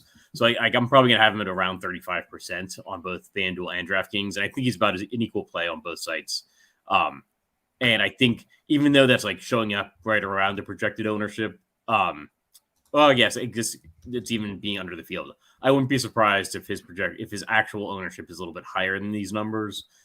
So by being right at the field, like I'm probably going to end up being right at projected ownership. I'm going to probably end up being under the field. Just because I do think he can bust. Like if he doesn't get a bunch of receptions, like what if he just gets 60 yards rushing? Like at 6 points, and then suddenly it doesn't look so good, even if he is like at a discount price. So I'm going to probably end up being under the field. Having said that, in like single entry, like he's in a lot of my single entry lineups just because the price is so good, and like the margin for error in the single entry is a little bit higher, like smaller field contests. Matchup is also good against the Colts indoors. Not that it matters as much for the running back, but still, when Aiden O'Connell's your quarterback, you might need every possible thing to shake out your way. I don't know if people watched the Chiefs last week, but Aiden O'Connell did not complete a pass after the first quarter. So any ideal settings for the Raiders offense is probably good here, and they're pretty darn good here. So I don't have anything really negative to say about Zamir White. But I do want to talk. Somebody asked Kyron. Eric asked about Kyron Williams, one of my guys, of course, one of my favorite players in the NFL. A lot of bias. I will fully admit a lot of bias, but I do find it interesting that we have only two. If you're watching in lineup HQ, you can see the fantasy point projections here I have up on the screen. We have two and only two running backs that project for more than 20 points. Christian McCaffrey, of course, who projects for a huge number, and Kyron Williams. And he has gotten priced up now 8,300 on DraftKings. I think a little bit more on FanDuel, but great matchup against the Giants. A pretty great matchup against the Giants. Yeah, 9,400 on FanDuel. Total workhorse, right? One of the few workhorses in the entire NFL. Rams are playing for the playoffs. They have to win these games. How are you? How much are you getting to Kyron at these prices? Because it's really appealing, and then you realize it's a salary cap game. Yeah, exactly. He's a little expensive. So I'm getting to him, but like I'm probably under the field. And it's one of those things where I just don't have anything like negative to say. I like other running backs more. If I'm going to spend up, I really want to spend up for Christian McCaffrey, I think, rather than Kyron Williams. So, I mean, I like him. I think he's the second best running back on the slate. I'm going to have, 10% or so in my like multi-entry sets, 10 to 15%. But yeah, thinking about it, that's about the same amount of like Cedric Wilson I have, which, which shows like it's a salary cap game, right? Like, I mean, if I'd much rather play Kyron Williams than Cedric Wilson, it's just, it's a salary cap game. So I have to make some sacrifices somewhere. And unfortunately, Kyron is one of the places where I'm having to make a sacrifice, but I don't really have anything negative to say. I just, I would rather get to McCaffrey, I think, than Kyron Williams. Yeah, I totally agree. Luis asked specifically for FanDuel, what do you think about DeAndre Swift? I actually really enjoy. I don't know if I enjoy the DeAndre Swift FanDuel questions will put your brain in a pretzel every single time because you can. I know he actually doesn't have a monster receiving role, but given his skill set, given the 100-yard bonus and those kinds of things on DraftKings, you can tell yourself a story like I just need one touchdown, right, from DeAndre Swift. Get 100 yards and a touchdown, I'm good. On FanDuel, there's no bonuses. It's only half-point PPR. And if the ball gets to the 2, he's not getting it, right? Yeah. Jalen Hurts is getting it. And you need those for FanDuel. But also, it's a great spot. how are you handling that kind of weird situation that is DeAndre Swift? I like DeAndre Swift. I like the idea of being over the field on him. I actually think he's an excellent single entry play on both FanDuel or DraftKings. Mm-hmm. I just don't understand how the Eagles always run out of bounds to the 1 yard line. Why are there so many brotherly shove touchdowns? Like somebody's got to investigate this. Like just run into the end zone. That's the whole goal. That's what you're on the field to do. Just run into the end zone. Like don't run out at the 1 yard line. And you have to think that's going to like revert to the mean where they're going to be at the 5 yard line and they'll give the ball to Swift and he'll just score a touchdown like the normal football team, normal football play. So I like playing Swift. I think if I don't know if Hurts is going to really be that highly owned, if he's going to be like the highest owned quarterback.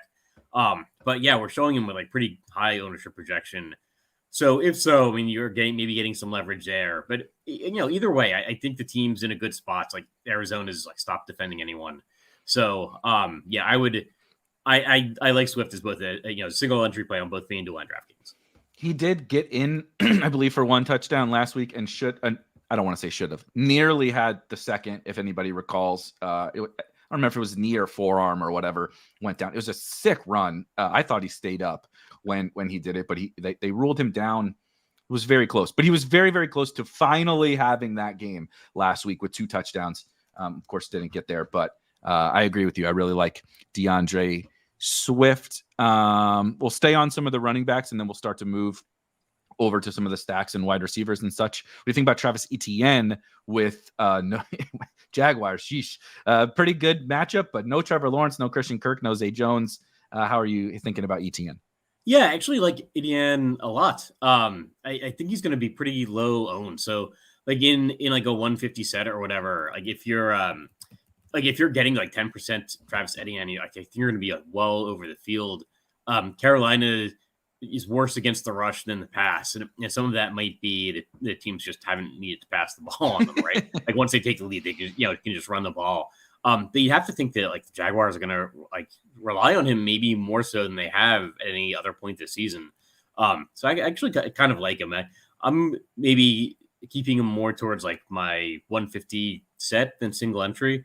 But I think if you're willing to take on the risk, I think even in single entry, like I think it's going to be really low owned. And so I don't see why you can't go there against like a Carolina defense that has had trouble. Even with like CJ Beathard there, I think the Jags will be able to move the ball a little bit. And I think there's a good chance, more so than any other point this season, that maybe it comes behind Travis Etienne. Yeah, it's been a long time. If you recall, at the beginning of the season, it was like just load him up with 2 touchdowns. Like start your projection at 12 for Etienne because he scored all these touchdowns. He's obviously died off a little bit, but this feels like a pretty good spot. There's a lot of plays today, but I think he's a pretty good illustration. Swift and Etienne actually, I think, are 2 pretty good illustrations of you can get a really good football player who is in a good matchup, has shown upside before. In Etienne's case, they might lean on him more without Trevor Lawrence, and nobody's playing him, right? Nobody's playing these guys. Doesn't mean you can't play Zamir White, right? Doesn't mean you can't play some of the guys that everybody else is playing, but I think there's a lot of good plays today. So yeah, Scott says Zay Jones officially inactive. I'll make sure to double check and keep an eye on everything. It looks like it's coming in about as expected. Okay, I said we were going to do, I think Ty Chandler's in the night game, but we haven't talked about Devin Singletary or Rashad White. I just want to make sure we hit kind of some of the most notable running back names. What do you think about Devin Singletary or Rashad White going to be pretty popular as well? What do you think about those 2 guys? I'm a little bit like less on them than I usually am. I usually like Rashad White. I've liked playing Rashad White all season because he does get those receptions, but the price has finally started to catch up. So, I'm not getting to that game, like to that game environment as much as I thought I would. Interesting. So I'm actually getting to it like more from the New Orleans side with like Derek Carr than I am from the Baker Mayfield side and Rashad White. But I do like in some of those Derek Carr lineups, I do have Rashad White, because it makes sense as a game stack. But I'm not getting to as much Rachaad White and Devin Singletary as I thought I would. And I actually like the idea maybe of being more on the New Orleans side than Rachaad White, like getting Derek Carr and Rashid Shaheed or Chris Olave. And then in the Devin Singletary case, I actually liked the idea of going with like CJ Stroud. It's like Tennessee's been a pretty good rushing defense, or at least they've been a defense we want to attack with the pass more than the rush. Yeah. And I think that's still true. And there's been some question marks about CJ Stroud, coming into the week. So I don't think he's going to be as highly owned. Like, I'm not hearing a lot of people talk about him, but I like the idea of playing like Nico Collins, Noah Brown, CJ Stroud, maybe a little bit more than Devin Singletary. Let's talk about those two games because, funny enough, those are my two favorite tournament like pass game stacks. Both of those. I totally agree with you. Tennessee, maybe this is just me being totally stubborn, but it's been multiple years of this and it works a lot. And so maybe, like I said, maybe it's stubbornness, maybe it's ignorance, whatever. But just continuing to attack Tennessee through the air, generally more so with competent passing offenses, which I think we can say. I know Tank Dell's out, but I think we can say about a mostly healthy Texans offense, right? CJ Stroud, Nico Collins back, Dalton Schultz is healthy. Devin Singletary has been like legit. I know he's the running back, but has been good for their offense. Noah Brown has been like, where the hell did this come from? Noah Brown breakout season. If you want to, the other thing about the Texans is they've actually been shutting people down on the ground, and they've been playing in shootouts a lot of this year because Stroud is putting up points, but the other team's throwing successfully as well. If you wanted to stack this game up, you have DeAndre Hopkins, who you know is going to have a big target share on the other side. If you really want to use a tight end, there's Chig, who finally had a big breakthrough game last week. And if you really want the punt, right, you say, I want these guys in, I want Christian McCaffrey. Treylon Burks is running all the routes. It's not fun. He's not producing necessarily, but he's out there now and he's a talented player and he's super duper cheap on DraftKings. What do you think about, like, how are you attacking this Texans Titans game? And then I do want to touch on the Bucks Saints because I think it's another really fun one for tournaments, and neither of them are like super duper popular. Yeah, so I really like playing like Nico Collins as a play, and yeah, Noah Brown. I was surprised, and I've said this before. I was surprised looking at the yards per catch leaders all season. So I think it's like an underutilized metric. It's kind of a simple stat, right? But that's what I want. I want guys that are getting these long receptions, and because those long receptions, especially when they're 50, 60 yard touchdowns, that's turning the ball over to the other team. It's helping the quarterback, the wide receiver, and that's what we want from our game stacks.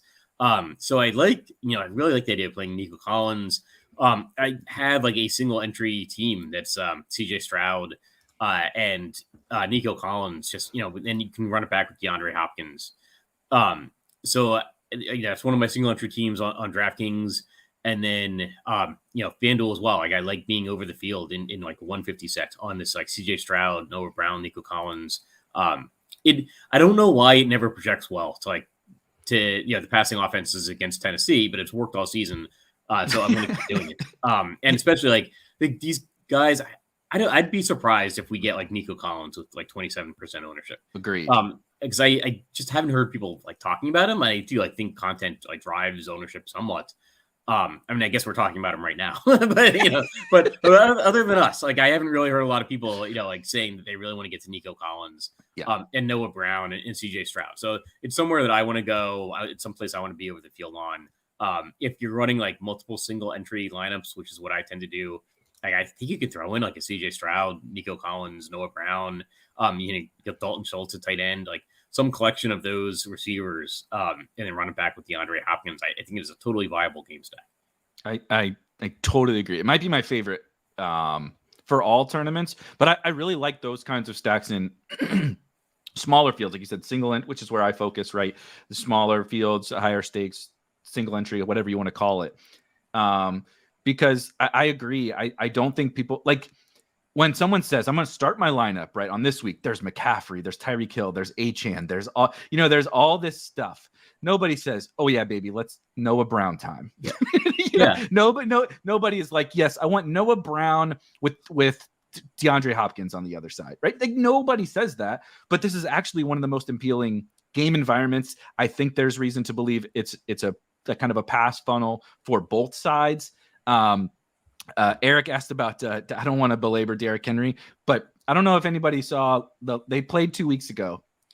Derrick Henry, I believe, set the record for fewest yards in a game on a player who had more than 15 carries in said game. He had 16 carries for 9 yards against the Texans last time.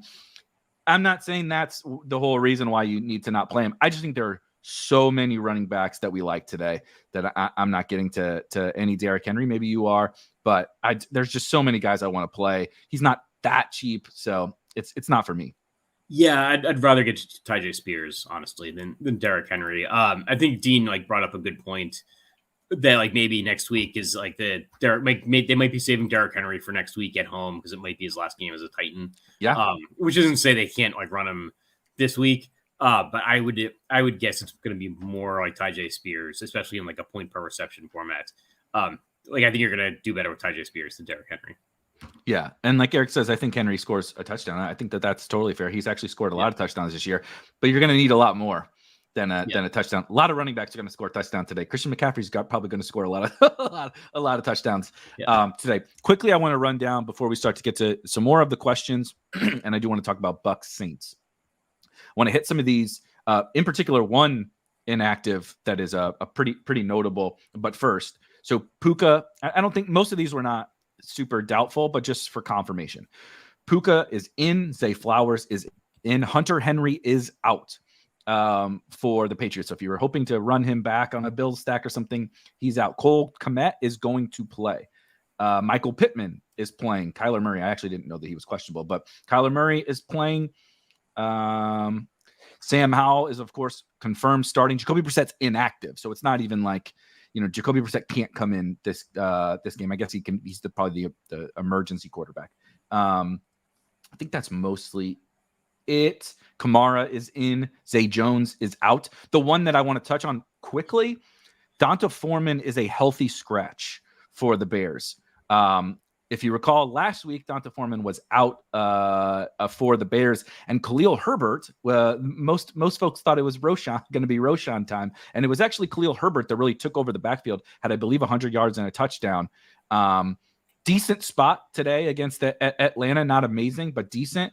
What do you think about Are you going to boost up the Khalil Herbert or anybody like that without Foreman? Not really. I mean, it's a 37.5 point total, so I'm leaving it alone. I generally don't play Bears running backs just because they're not going to get a bunch of receptions. Same logic I use honestly with the Baltimore running backs, where Justin Fields or Lamar Jackson is probably going to tuck the ball and run rather than check it down. And I want the opposite when I'm playing my running backs. I want a quarterback that's going to dump the ball off and let the running back get that 5 yards. Those 5-yard receptions at the end of the game, end of the half, those add up. They count just as much as anything else. So yeah, I'm leaving that environment alone. It is something to keep in mind. It's a 13-game slate where we've had a couple of 9-game slates or 10-game slates. So there's games I'm comfortable for the most part leaving entirely alone. And the Chicago Atlanta game is one of them. Yeah, you could easily see this one even going under that that total. What I will say is, I don't think it will be because of Chicago. I think Chicago can score a little bit here. They're not going to do what the Ravens or whatever can do, or the 49ers.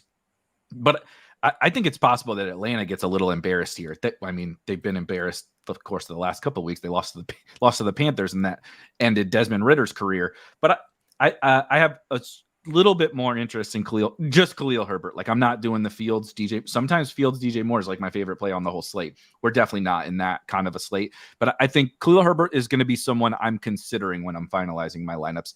Is he going to make the cut? Probably not, but I'm going to just keep him in mind, type of a situation. I actually think Khalil Herbert plus Bears defense is a pretty interesting one because of what you said. If the game's going to be gross, if Atlanta's not going to do anything, Fields may not be dropping back to pass even that much. Load me up with 20 something from Khalil Herbert. And does he have to fall in the end zone twice? Yes. But I just, he's in play is all I'm going to say. He's in play for me. So I wanted to call him out a little bit. There was something else that somebody asked on. Here we go. Oh yeah. Perfect. Thank you, Andrew. Perfect timing for reminding me of what I wanted to talk about next.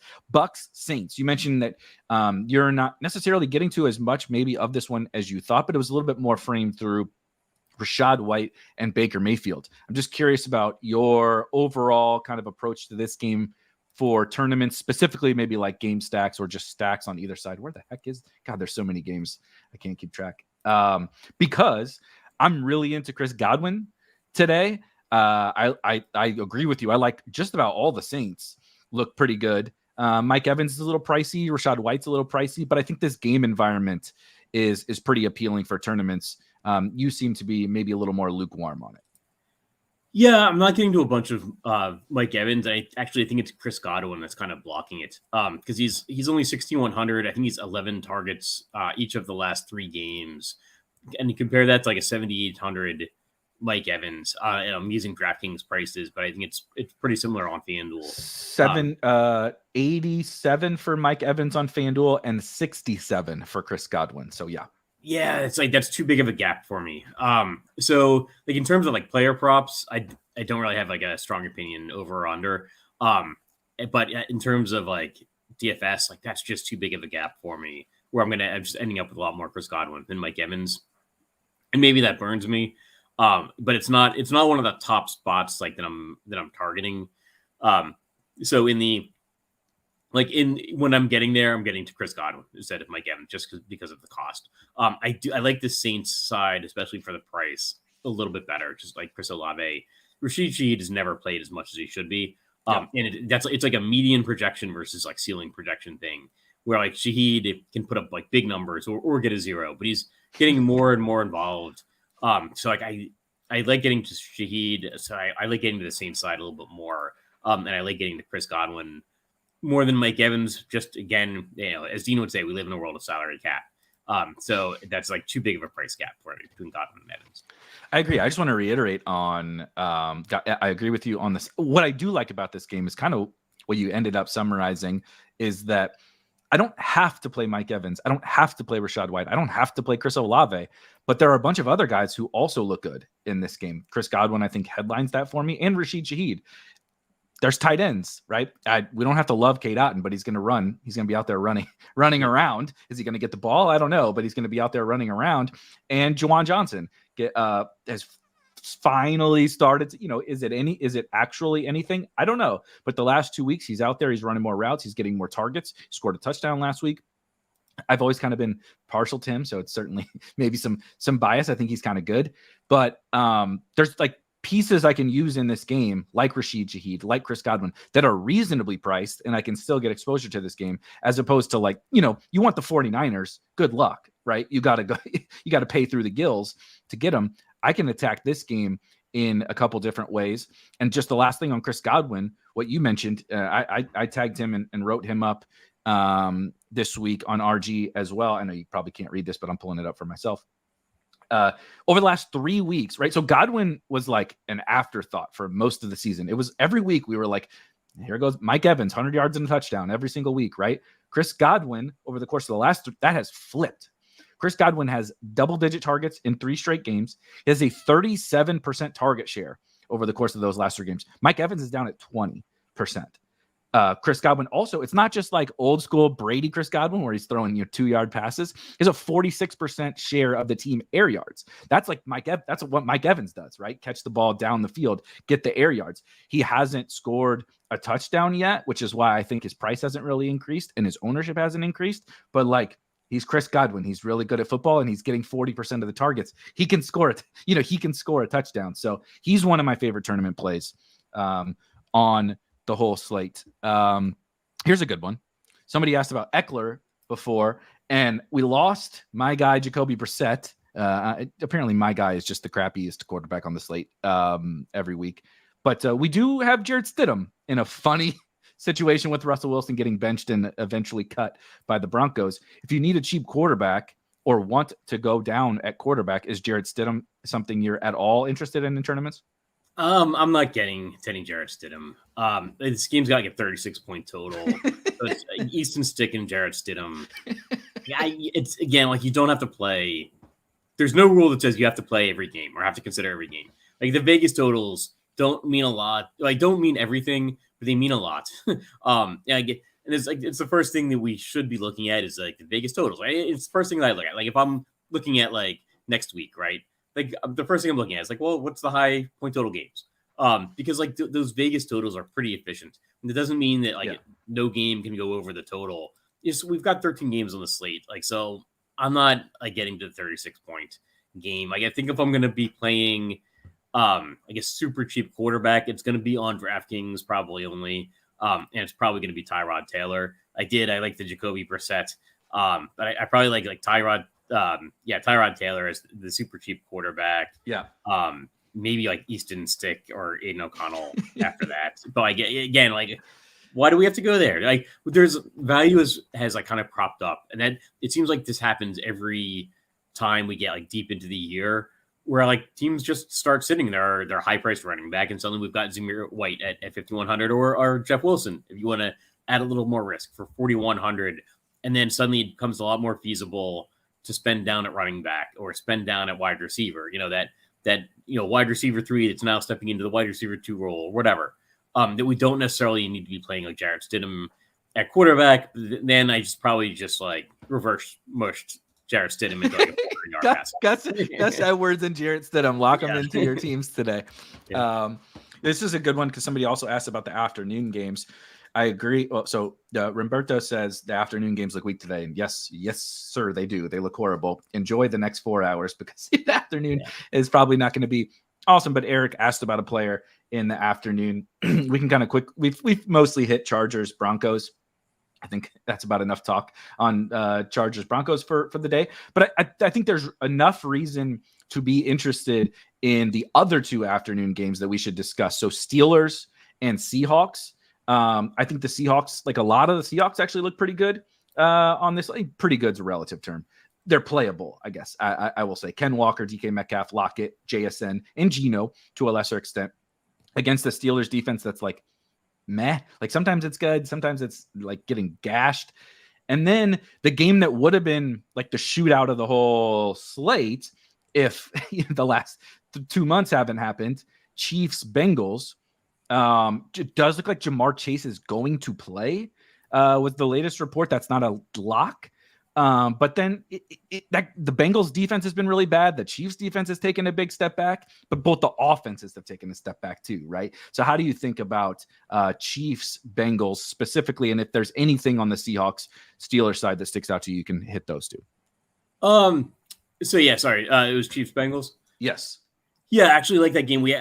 I like that game a lot, and I'm sorry we haven't talked about it until 50 minutes into the show. 13 games. Yeah, but a bunch of games. I think Jamar Chase coming back does add to that game.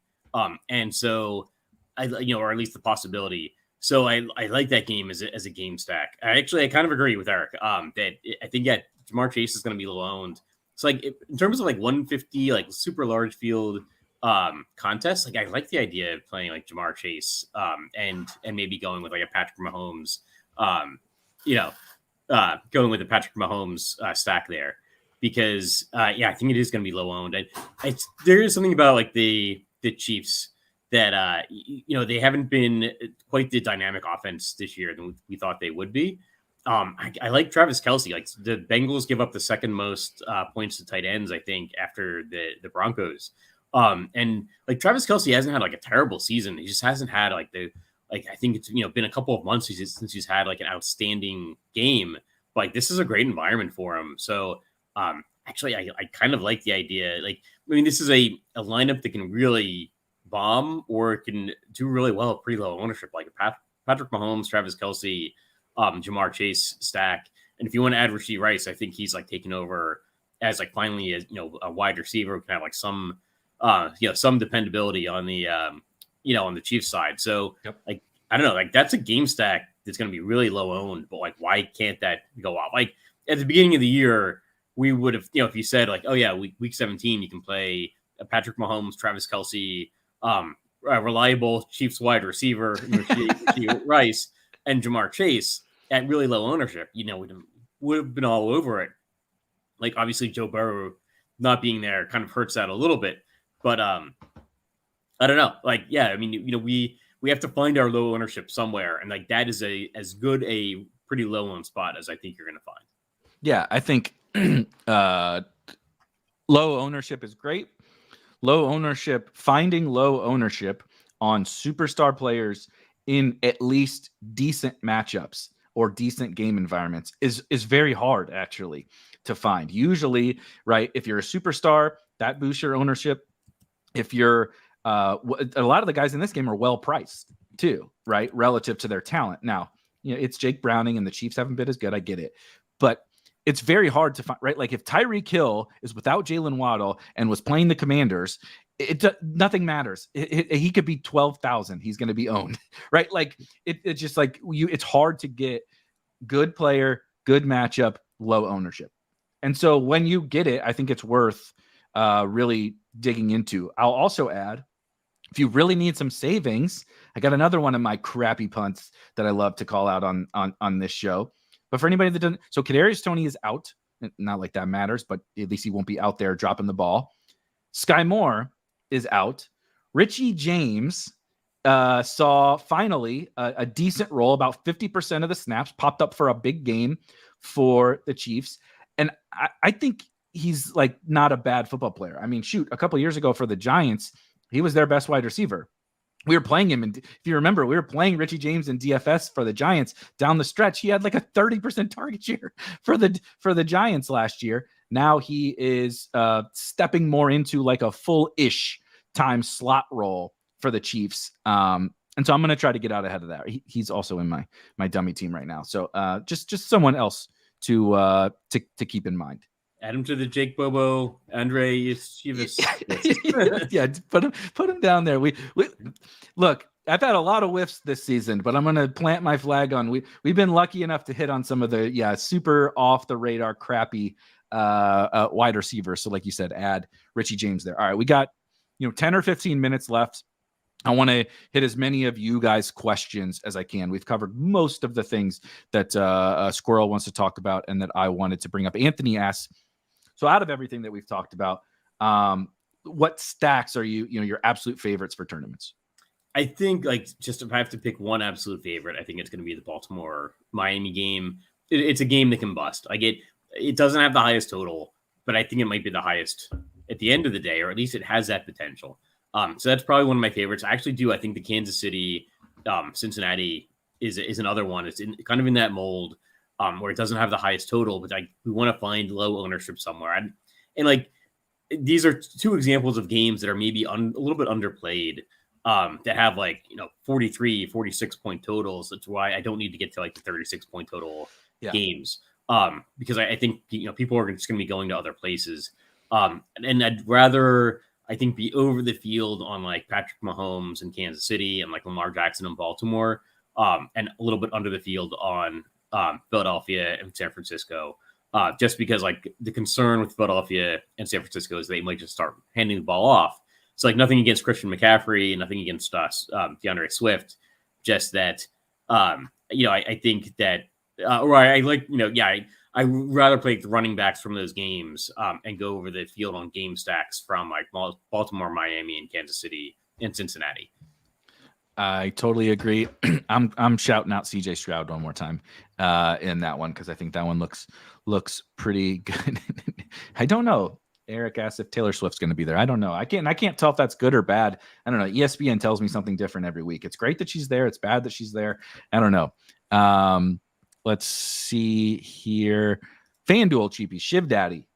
If you need, we've mentioned most of the kind of puntish guys we've mentioned have been for DraftKings, the Richie James and Cedric Wilsons and Treylon Burks and such. But what are you looking at for the value options to fit some of these studs on FanDuel?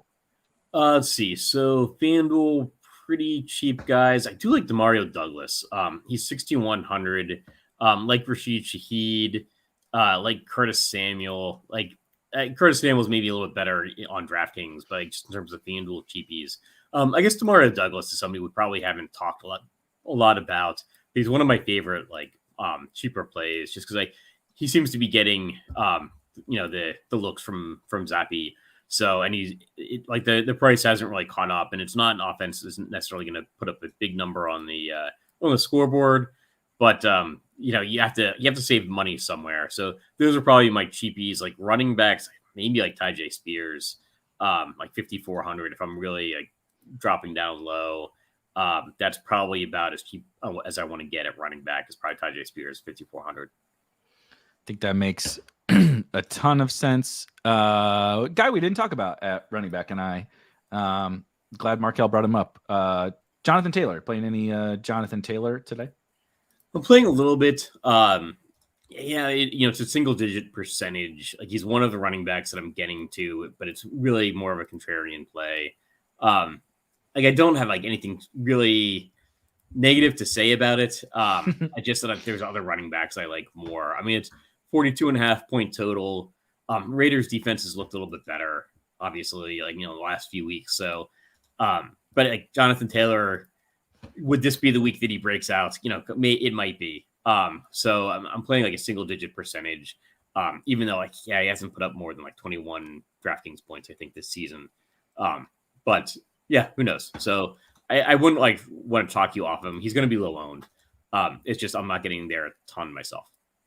Makes sense. Donnie asked, which is I'm glad he also asked this because we didn't talk as much or at all about the Rams pass game. We talked about Kyron, so this is can turn it into a little bit of a two-parter, but in large field, Rashid Shaheed as a one-off can help, get some studs in there. We both talked about liking Rashid Shaheed. He said, what do you think about Demarcus Robinson at the same price? Because he's been getting targeted a lot and he has Matthew Stafford. He has been this Demarcus Robinson, Noah Brown emergence happening in 2023 is very bizarre, but Demarcus Robinson has been getting a lot of targets. What do you think about him, say versus Shaheed or other wide receivers in his range? And then also just are you doing anything with the Rams pass game, Stafford, Kupp, Puka? So I prefer Kyron Williams there. Demarcus Robinson has been getting a ton of targets. He's just been doing a lot with them. Yeah. And so that might continue. I don't hate it. I just prefer to have Shaheed. I don't think Shaheed's going to be that highly owned. If he is that highly owned, then I'll be wrong. I like Shaheed at the same price. But because I think Demarcus Robinson has the better game log, but I don't think he's necessarily getting a ton more targets. So yeah, I prefer Shaheed, but yeah, Demarcus Robinson. I mean, they're about the same play. So if you think Demarcus Robinson will be lower owned, then by all means, go with Demarcus Robinson. I agree. Some other Josh Jacobs is not active. He is out for today. This is hilarious for all my best ball bros. Rashad Penny, this doesn't mean anything for your DFS teams, but just funny. Nonetheless, we talked a little bit about Singletary, earlier. Do you have anything you want to add on Devin Singletary, where he stacks in your priority? I don't hate him. I just don't like playing. So I'm playing some Devin Singletary. I don't feel great about it because he running backs against Tennessee haven't been doing that well. I'd rather go with the Houston passing game. But he's pretty well priced. So it's unavoidable. I think he's the best running back, I think, at that exact price. So I don't want to talk you off of him because I'm going to be playing some Devin Singletary. I just don't love playing running backs against Tennessee. Yeah. Along those lines, this is one of my favorite things. I do this too. When I say quick question, and then I don't ask, I just make a statement, right? Eric says, quick question. I don't understand the Tyrod shock. If you have a question, Eric, we love you. We love all your questions. I just love I have a question. And then there's no question. But what Tyrod, we talked just a little bit about and kind of talking about that Rams game. Are you playing any of this cheap Tyrod, or you kind of hit that you're mostly focused on the better games, but any Tyrod sneaking in? I have some Tyrod Taylor. I mean, the Tyrod chalk is just because he's 4,600 or something. Yeah. So it's I don't think people are necessarily in love with Tyrod Taylor. I do think he's an underrated quarterback.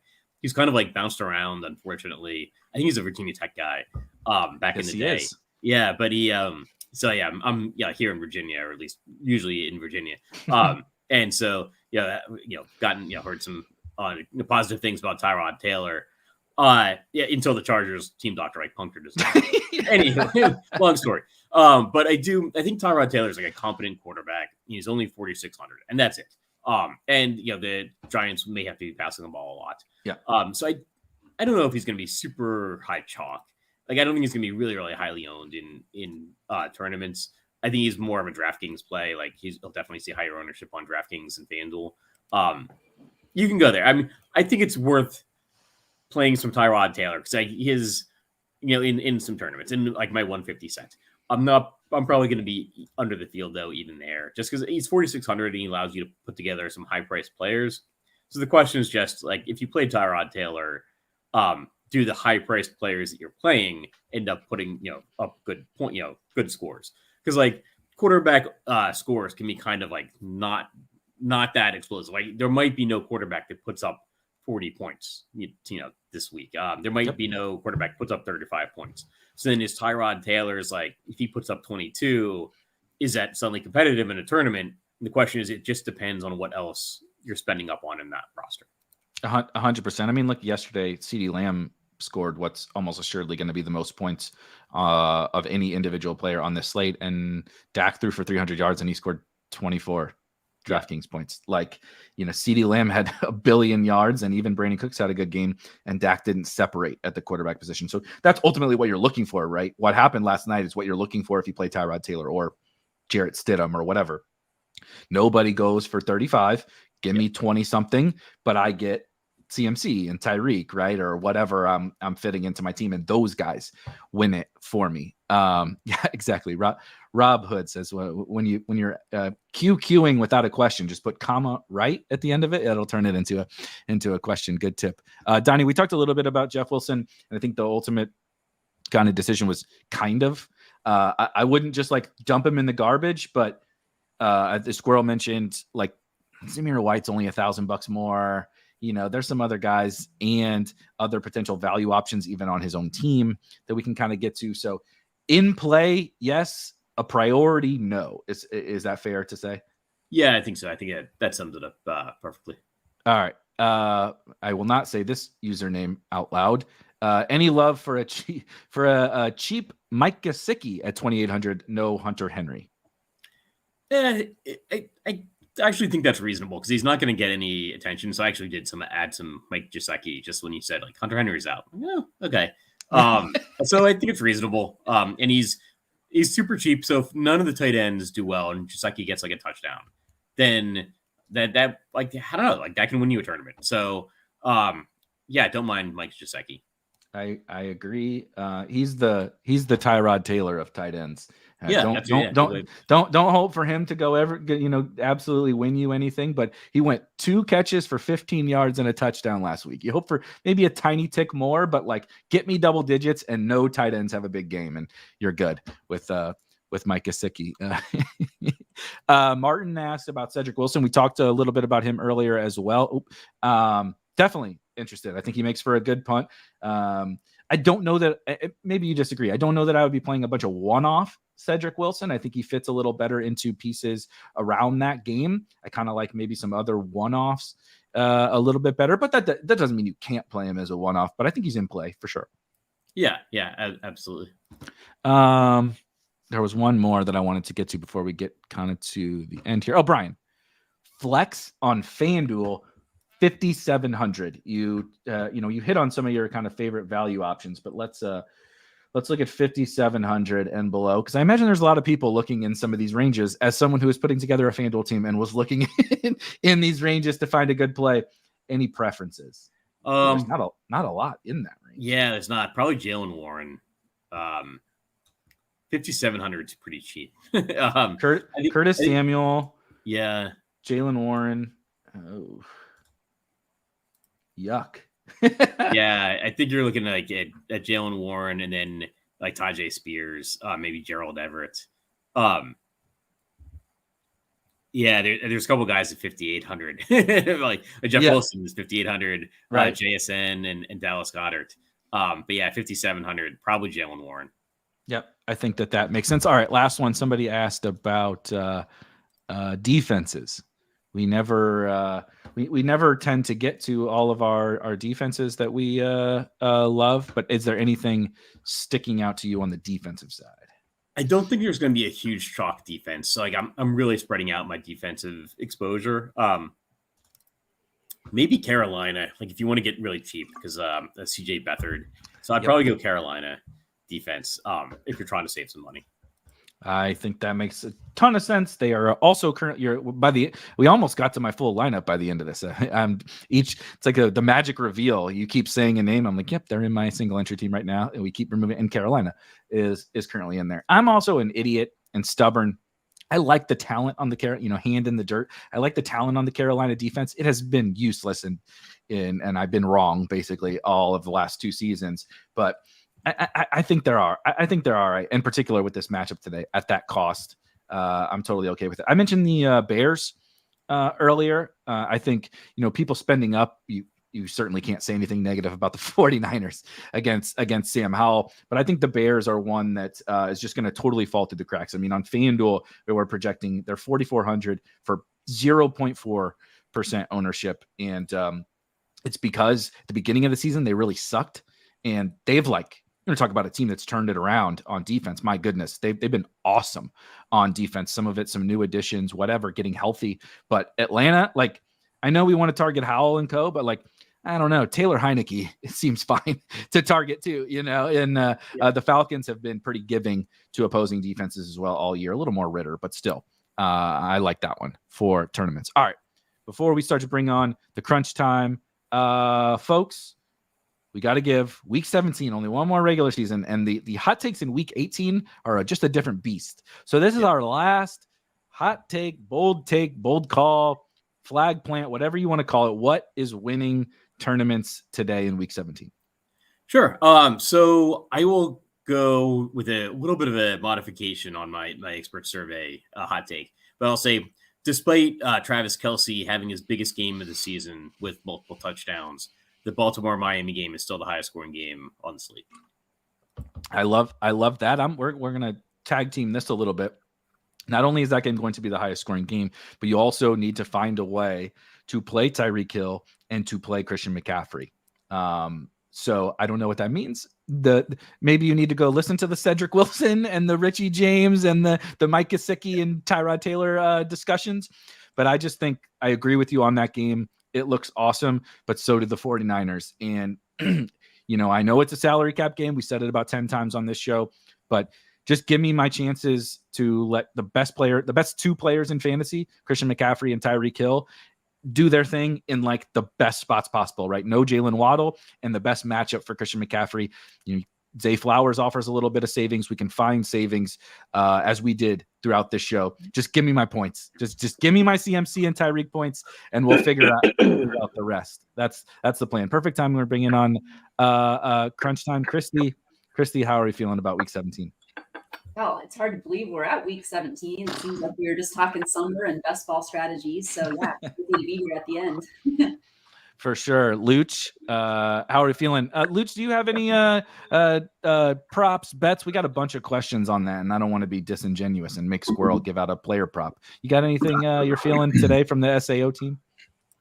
I don't have anything personally, but we just have crazy volume at Scores and Odds every week. And a lot of good stuff early in the week too. Like our guy Britt Devine's hammering out Tuesday picks, getting ahead of crazy line movement. It's not everyone's favorite thing to tie up money for a week. I get that, but Britt is one of our guys that's putting out picks crazy early and really beating some serious line movement every week. So nothing here personally. Last night's game was just a wild ending, and if that's any foreshadowing to today, it's going to be a fun slate. By the way, that is for sure. Andre, I always can count on Andre for maybe a hot take, a bold call. What are you feeling? What are you feeling today? Surprisingly, I'm feeling that New Orleans game a lot. So I think my Saints are going to be in the winning lineup today with Derek Carr having a big game, which I really never am on. So I think him with Shaheed and running back with Mike Evans or Godwin with the tournament today. All right, I'm in for that. I'm also in for that. Nobody wants to hear this. Derek Carr's on my best ball finals team. So go Saints. Go Saints today. We'll be out of here. John and I'll see you guys next week. Of course, these 3 got you all taken care of heading up to lock. We'll see you guys next week. Have a good one. Thanks, guys. Awesome stuff as usual from Squirrel and Erik. Can't believe we're here. It's New Year's Eve. What's going on? I haven't done a show with you guys in a while. How's it going, Kristi and Dre? What's going on? Oh, it's going great. It's great to see you guys too, and Happy New Year. And Great to do a show with you guys today. It's crazy how fast the season has gone, and kind of a fun slate too. Great. It'll be great to break it down with both of you. For sure. What's up, Trey? What's going on? Great to do a show with you guys. Haven't seen either one of you guys in a while. No. But happy New Year to you guys. And I look forward to hopefully giving out some winners today. And obviously, coming second place by me in any tournament I'm in. But let's just try to get into it. Definitely. We'll start with quarterback, but before we go position by position, a little housekeeping stuff here, and drop your questions. We're over there in the live stream Discord at RotoGrinders, and then I'll be checking the YouTube chat back and forth. I'll try to get to everybody, so feel free to yell at me if I don't get there. We'll do our best as usual. Quick plugs here, props and pick'em package. Our scores and odds teams are just balling out this year. Get access to RG's new props and pick'em package at a special holiday discount. Same stuff driven by our RG premium projections and our tools. For a limited time, you can get 50% off the first month by clicking the link in the description below this video. So definitely want to get out there and check out our props and pick'em package if you're looking into some sports betting picks from our RG experts and a bunch of high quality cappers from the sports betting industry. SimLabs, I'm sure most of you are familiar with SimLabs by now. Just an awesome product that our team has put out. Use SimLabs to generate DFS laps through the power of simulation. Combines data from every aspect of the slate to churn out lineups that match your preferences. Just a few clicks. It's super easy. Correlated lineups. You can tweak some preferences there. SimLabs is just a wonderful tool that we have here at RotoGrinders now. And of course, FanDuel. If you're in a legal sports betting state and you're not on FanDuel, I don't know what you're doing. Always some good promos there over at FanDuel. Bet $5 on any money line and get $150 in bonus bets if your team wins. Pretty good deal. And of course, you need to be in a legal sports betting state for that to happen. And once again, hit us up with some questions in the Discord and in the YouTube channel. We'll be checking in. We got 12:20. We got plenty of time here. But of course, we are going to do a little position by position conversation here, and we'll kick this off with quarterbacks. So, Dre, I'll start with you, and of course, kind of lead the way with FanDuel.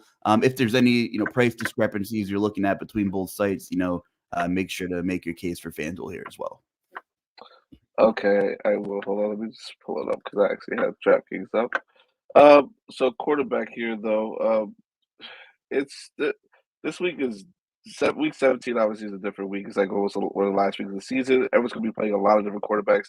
If we go for cash wise, I think everyone's going to probably FanDuel wise is probably going to be on a guy like Jalen Hurts or Lamar Jackson for the ownership percentage that we're looking at here. But I do like both of them guys a lot. But tournaments wise, I do like trying to get on FanDuel to a guy like Brock Purdy, who's efficient. Lamar Jackson and Jalen Hurts do offer a lot of upside just because they're from the standpoint of them running. Brock Purdy I like because, like I said, he's efficient and when he's throwing touchdowns and getting the ball in the end zone. I do also like CJ Stroud a lot too as well today. I think that he's a great tournament option against the Tennessee Titans defense, who is weak in the secondary and tend to do well against the run. So I take some shots on him today. I know people are also going to try to play Jarrett Stidham. I'm not on that play personally. I know the Chargers defense has been definitely weaker since all these injuries have taken place over the last couple of weeks. But I also do like Baker Mayfield a lot, which I've talked about with that whole Saints game, and Derek Carr. Those are going to be probably quarterbacks I'm going to get a lot of exposure to in tournaments today as well. And I kind of don't mind. I think in tournaments and deep tournaments like 150, in large fields, Matthew Stafford. We're talking about the Rams receivers. I think he's an option you can definitely go with today as well against the Giants. Yeah, of course, you're going to pay up for Jalen Hurts, but really nice projected total there for Philly. I'm up here in the Northeast. If you listen to any of my content, especially with Chief on Food for Thought, lots of Eagles media radio talk up in here, and I keep hearing the same stuff. Oh, we haven't played full 4 quarters yet. We haven't played a complete game. It's week. What week is it? 17. So, but really nice spot for the Eagles. So that being said, Kristi, what are your thoughts about Jalen Hurts and the rest of the quarterback group today? Yeah, I liked a lot of the QBs that Dre mentioned, and I think for cash, I think exactly right. Jalen Hurts and Lamar Jackson are really two of the guys that you're looking at. The upside is huge. They're both in great matchups, so I like both of those guys. Two other guys that I like a lot. Brock Purdy, he was one that I wrote up in the expert survey this week. I just love that entire game. There's so many weapons that he has. He's coming off a horrible outing, 4 interceptions. And so I like a huge bounce back spot.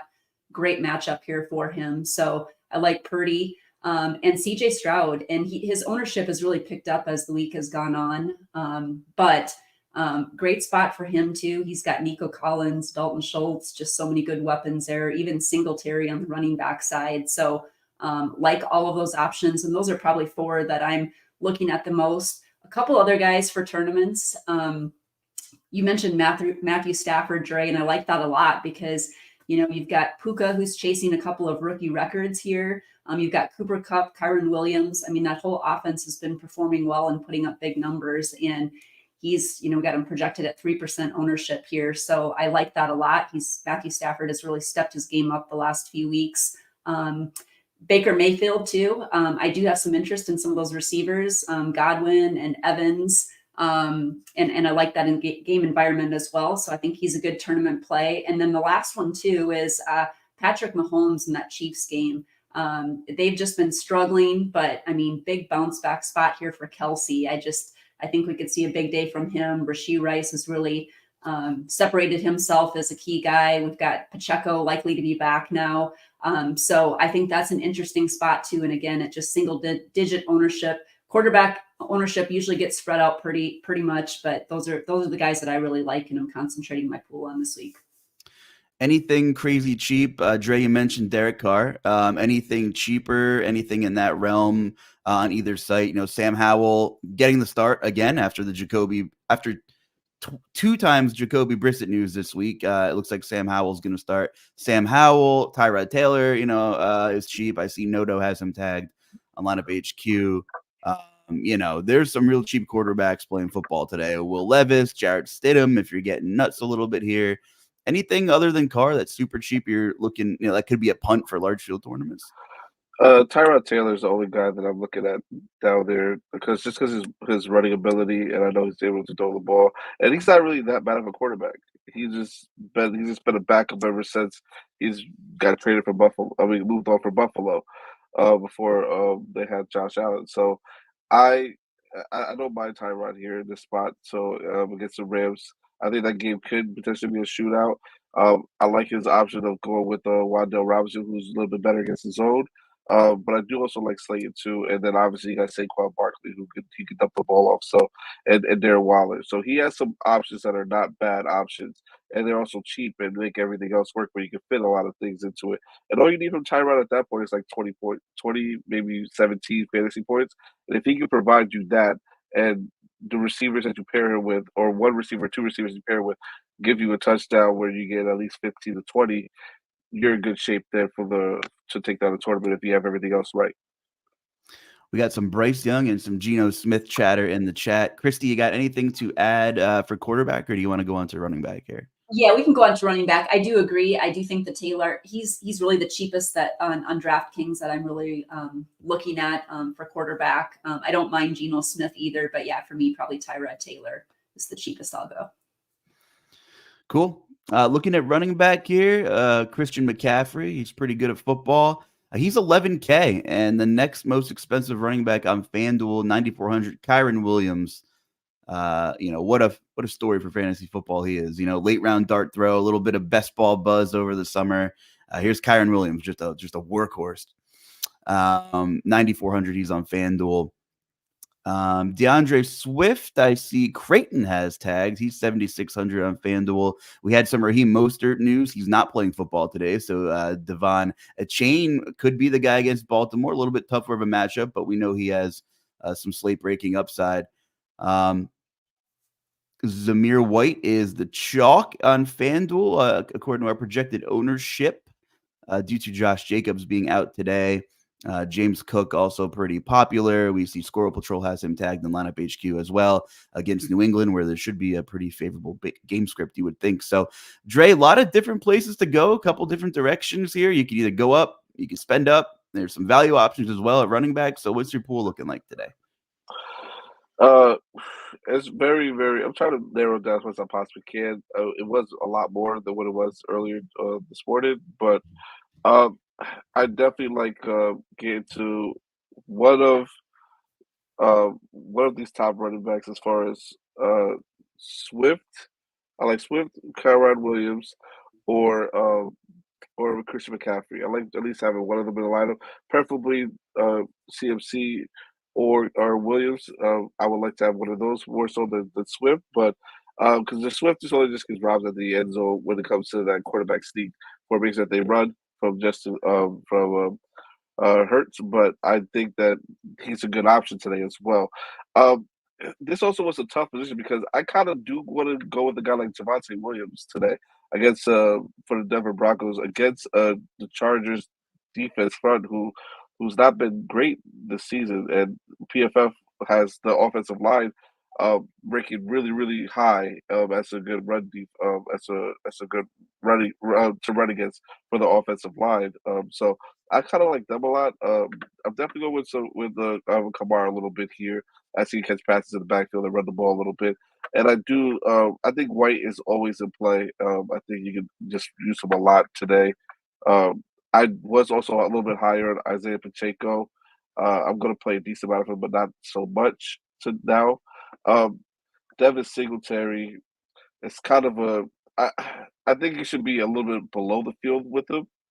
I know he's cheap and he allows you to get a lot of things in, but at that point, just play Zamir White against Indy. I think that's a better option, a better route to go with today as well. And I do also like Ezekiel Elliott just for the simple fact he can catch passes at the backfield as well as run the ball, and he's been getting a lot more work over the past few weeks. And I don't mind Saquon Barkley. I mean, Barkley just has been having crazy volume when he's been healthy this season. I like that call quite a bit. Spread is what, like a 6-point spread? Could be a little more competitive with Tyrod at the helm potentially, though. That game's interesting. That being said, Kristi, I'll throw it over to you for running back. Yeah, for me, for running back, obviously Christian McCaffrey, what's not to love about the guy? I mean, he just keeps putting up points. I will say he's a core play for me on DraftKings. FanDuel does have him priced up. And so there's some other plays on FanDuel that I'm looking to get to just because he is so expensive. But McCaffrey, definitely a core play. Love that San Francisco offense today.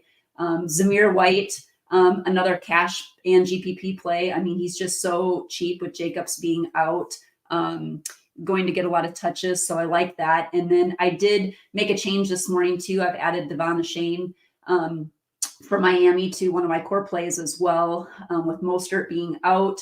Tougher matchup, but I even like pairing him with the Miami defense. And so we've seen upside from him. I like that Baltimore-Miami game a lot, and it gives you, he's only 6.9K on FanDuel, so I like that price point, and he's going to be one of my core guys too. Ezekiel Elliott has been mentioned. I do like that. You just got to like that with Mill Stevenson. Still very, very cheap play there. Another guy I like to for tournaments is James Cook. Coming off, he was very chalky last week, coming off a really tough game. But he's just in a good opportunity here. Big favorites. I think we could see him get a couple touchdowns there, and he's still reasonably priced. So that's a guy I like quite a bit too. You talked about Saquon Barkley. I think that's great too. I also have to throw in Rashid White in that Tampa Bay game. He's just been performing well. He's certainly priced up as well. And Kyron Williams, absolutely. I think if, in some places where you can't get to McCaffrey, I think Kyron Williams is just fantastic. I mean, the volume is insane for him, and he has the upside that McCaffrey does, and it's certainly shown that. So he's a guy I like. Singletary, he is cheap. It is a tougher matchup. But he also performed well in this matchup here a couple of weeks ago. So I think, getting some exposure to that game if you needed to save some money on both sites. He's just 5.6K on DraftKings and 6.6K on FanDuel. So I don't mind that if you're looking for some value too. So those are some of the guys. And I should mention Pacheco too. I think his ownership, we've got him at 15% ownership, but with a questionable tag on him most of the week, I think, it could be less than that. And he also has multi-touchdown upside as well. I like the Singletary call. He was kind of game scripted out last week, and our guy Dare had a pretty high snap count, doing some pass game work. But I know the Titans play hard for Vrabel. I'm a Titans guy. Looking forward to next year. It's going to be fun next year. A lot of money to spend. Will Levis. But they're just throwing guys on IR to throw guys on IR and play some, randoms and see what they got. These are real football players playing defense for Tennessee today. No offense, to them. But TK McClendon, Jaleel Johnson, Garrett Wallow, Otis Reese. Those are guys that are going to get snaps in the front seven. Those are like Madden creative player guys at this point. So I think Singletary's fine. There's no Jeffrey Simmons in the middle there. They're just cautious with him. I love the Singletary call. That game's interesting, more so for the Houston side with CJ Stroud back, right? Missed some time. He's back. They're in the playoff hunt. I know Dre mentioned Stroud as well. Nico Collins has been really good at home, right? Noah Brown has some ceiling games. I think if you're multi-entering, Houston should definitely be a part of your pool. Dre, what is your Texans exposure looking like today, just generally speaking?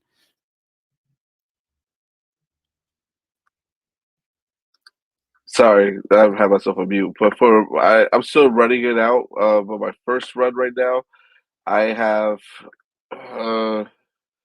at least 17%. I'm trying to reduce everything right now and get at least 25% of the Texas exposure today. I'm looking to have CJ Stroud be at least my third highest quarterback on this slate today. Like it. It's week 17 here, and we haven't mentioned Derrick Henry, but someone in the chat said 3 touchdowns today at no ownership. And hey, that Houston run D is really good, but in terms of touchdown equity inside the 10-yard line, we know what Tennessee wants to do. And of course, it's just so strange with the way everything played out. Austin Eckler's like sub 7K on DK. What is he on FanDuel? And obviously with Easton Stick, they're a bit of a mess, but just crazy that we're here, and playing December football. We haven't mentioned those 2 running back studs, but no one's going to be on those guys. Let's move on to wide receiver. Again, drop some questions in. We'll get to them. Wide receiver, of course, Tyreek Hill, no Jalen Waddle. Kristi, I'm sure we'll have some cash game questions. Tyreek Hill, a priority in cash games for you today? I would say he's not necessarily a priority. I think he's good. I think in some cases I want to get either Tyreek Hill or Christian McCaffrey.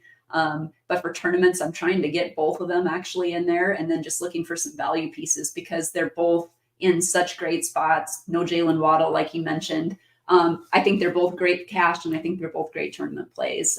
So I think he is somewhat of a priority just because, he's going to get a ton of looks, and all it takes is just, 1 or 2 plays, and he can rack up yards and touchdowns quickly. So I like that. Okay. Looking at the FanDuel pricing, Debo's really priced up, and super high team total for San Fran. Debo, Ayuk, Kittle, McCaffrey, you know how talented they are. Washington's kind of in shambles. They're missing a bunch of guys in the secondary. So I think, Debo's price is interesting. Super low ownership.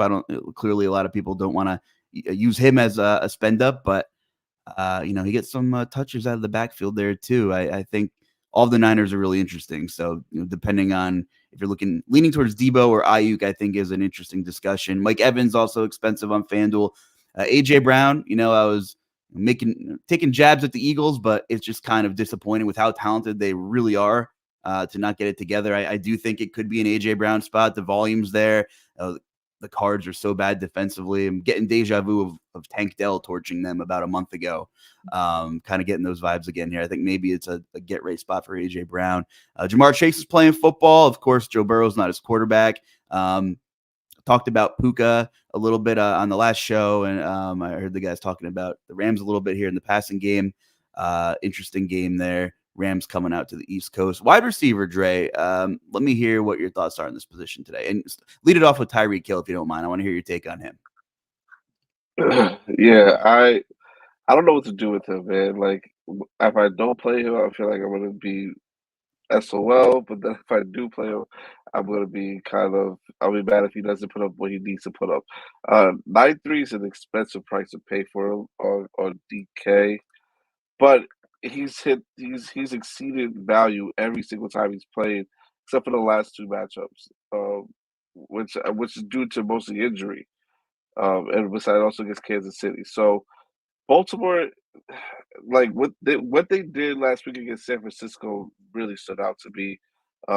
Prep wise, playing the way they played against against those wide receivers, and schematically just made the quarterback confused. And that's the thing: if they're going to get the quarterback confused, and that creates less up, that's going to create doubt or confusion with the wide receiver too. So no matter what, like I probably would be just at the field with Tyreek, but it's just to be over the field is probably not something I'm going to do today, probably. But I definitely don't. I definitely think you need to have some shares of him in your lineup for sure today. So being to me at least minimum 15%, most probably 25%. I think it's an ideal for him today for me. But I try to get to these like I said, Tampa Bay receivers. A guy like Chris Godwin, I mentioned before, Mike Evans. I do like Brandon Ayuk a lot more this week over Deebo Samuel, but I think that he's just a better option, a little bit cheaper too as well. I do also, when it comes to the Philadelphia receivers, I like the A.J. Brown call, but I do also want to take some shots on Devontae Smith. Ted mentioned before, I'm playing more Wan'Dale Robinson than Darius Slayton today. I think he's a good option. I'm getting a lot of these Saints receivers too. I'm playing a lot of Shaheed, and I'm going to play a lot of Chris Olave as well. I think that those are good matchups. Puka Nacua, that's one guy I'm trying to get more of. Right now, I'm only getting about 10 to 14%. I'm trying to see if I can get that up to 25. I think he's a great play today. You can play a guy like obviously Michael Pittman if you want, but I don't mind him, or Rashid Rice. We mentioned him. Nico Collins has a fantastic matchup here with CJ Stroud, and he's going to be targeted a lot. So I'm trying to be well over the field on him today too, in that pairing. And I don't mind obviously Noah Brown as well. I was sprinkling a little bit of Stephon Diggs and Gabe Davis. I don't mind them. Michael Wilson, I think it's a nice receiver to target since he does well against zone coverage today. And I also do like obviously Zay Flowers. Yeah, Zay Flowers. Looking at lineup HQ, we have 4 expert blips, mini rainbow. Let's call it a mini rainbow. We have 4 of the 7 expert tags on lineup HQ and Zay Flowers. Kristi, you're one of them. So talk to me about Zay Flowers. Start there for me, please. Yeah, well, this is one of the games that I'm keying in on. I love Lamar a lot, and Zay is just getting a ton of volume, and his price is still really good, especially on FanDuel. It's just very attractive. You need to save some value in this spot, so I think he's great. And he's been questionable most weeks, the entire week, so I like him a lot. Nico Collins, I think on FanDuel is probably a top cash game play. I just think, he's priced. He's a little bit tougher to get to on DraftKings at a similar price point, but really like him over there with CJ Stroud back. It's another game that we've talked a lot about. The Titans are giving up the 5th most fantasy points to receivers, so he's just in a really great spot like that. DeAndre Hopkins, too, I think makes some sense, too. Really cheap on both sites, and good to get some exposure on the other side. So he's kind of my preferred run back there.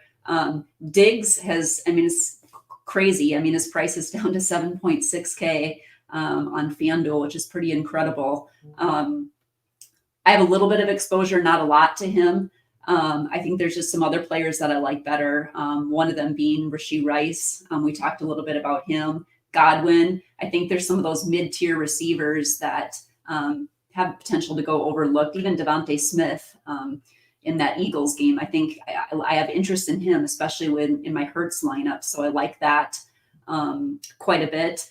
I think, we've obviously talked about Tyreek. I think some guys that are a little bit cheaper. I think, Demario Douglas on both sites is a good saver in that Patriots game. Allows you to do a lot with your lineup. Same with Rashid Shaheed, and I know Dre mentioned him. I really like him over on DraftKings, just at 4.6K. Allows you to pay up for the McCaffreys and Tyreeks and players like that. I think some of those receivers on the Giants side too, to save some money, definitely have some interest in Wan'Dale Robinson, Darius Slayton. I think Curtis Samuel's another value play, kind of a good bring back option there. Some guys, so those are guys I'm looking at. And then Purdy, obviously, talked about that San Francisco game. And I think you want exposure to San Francisco in some form. I think if you're not getting to McCaffrey, I'm going to want to make sure I have Kittle. And I don't even mind some of the 2 tight end builds. I know we're not on tight ends yet this week too, because there are some good plays. Kittle, we've got Goddard, we've got Gerald Everett that checks in really cheap. So I think getting some exposure there, Debo, Ayuk, getting one of those guys in, I like a ton. And then the last one I'll mention too, I think he will go overlooked, but Noah Brown, don't sleep on him. I think he, in that same Houston game there, he's 5.1K on DK, 6,500 on FanDuel. We've certainly seen big upside from him as well. And so he's a guy that I definitely have exposure to as well. Yeah. There's like you mentioned that mid tier, Nico Collins, a little more expensive on one of the sites. Noah Brown. We mentioned the Houston game. Olave, Godwin, Evans. You can easily, mini stack that New Orleans Tampa Bay game if you're interested. Olave, 40% air yard share on New Orleans. We know Tampa Bay is a funnel defense, so it's not like New Orleans has been effective running the ball, at all this season as it is. So I do kind of like your Saints there, Dre, especially Olave, maybe Shaheed for some large field tournaments. I never get Juwan Johnson right, but he's not anybody I would X out of my pool at tight end either, especially with how Carr. If Carr likes anybody in the red zone, it's Juwan Johnson. I know historically Derek Carr is not good in the red zone. We all know that. But Olave is super interesting.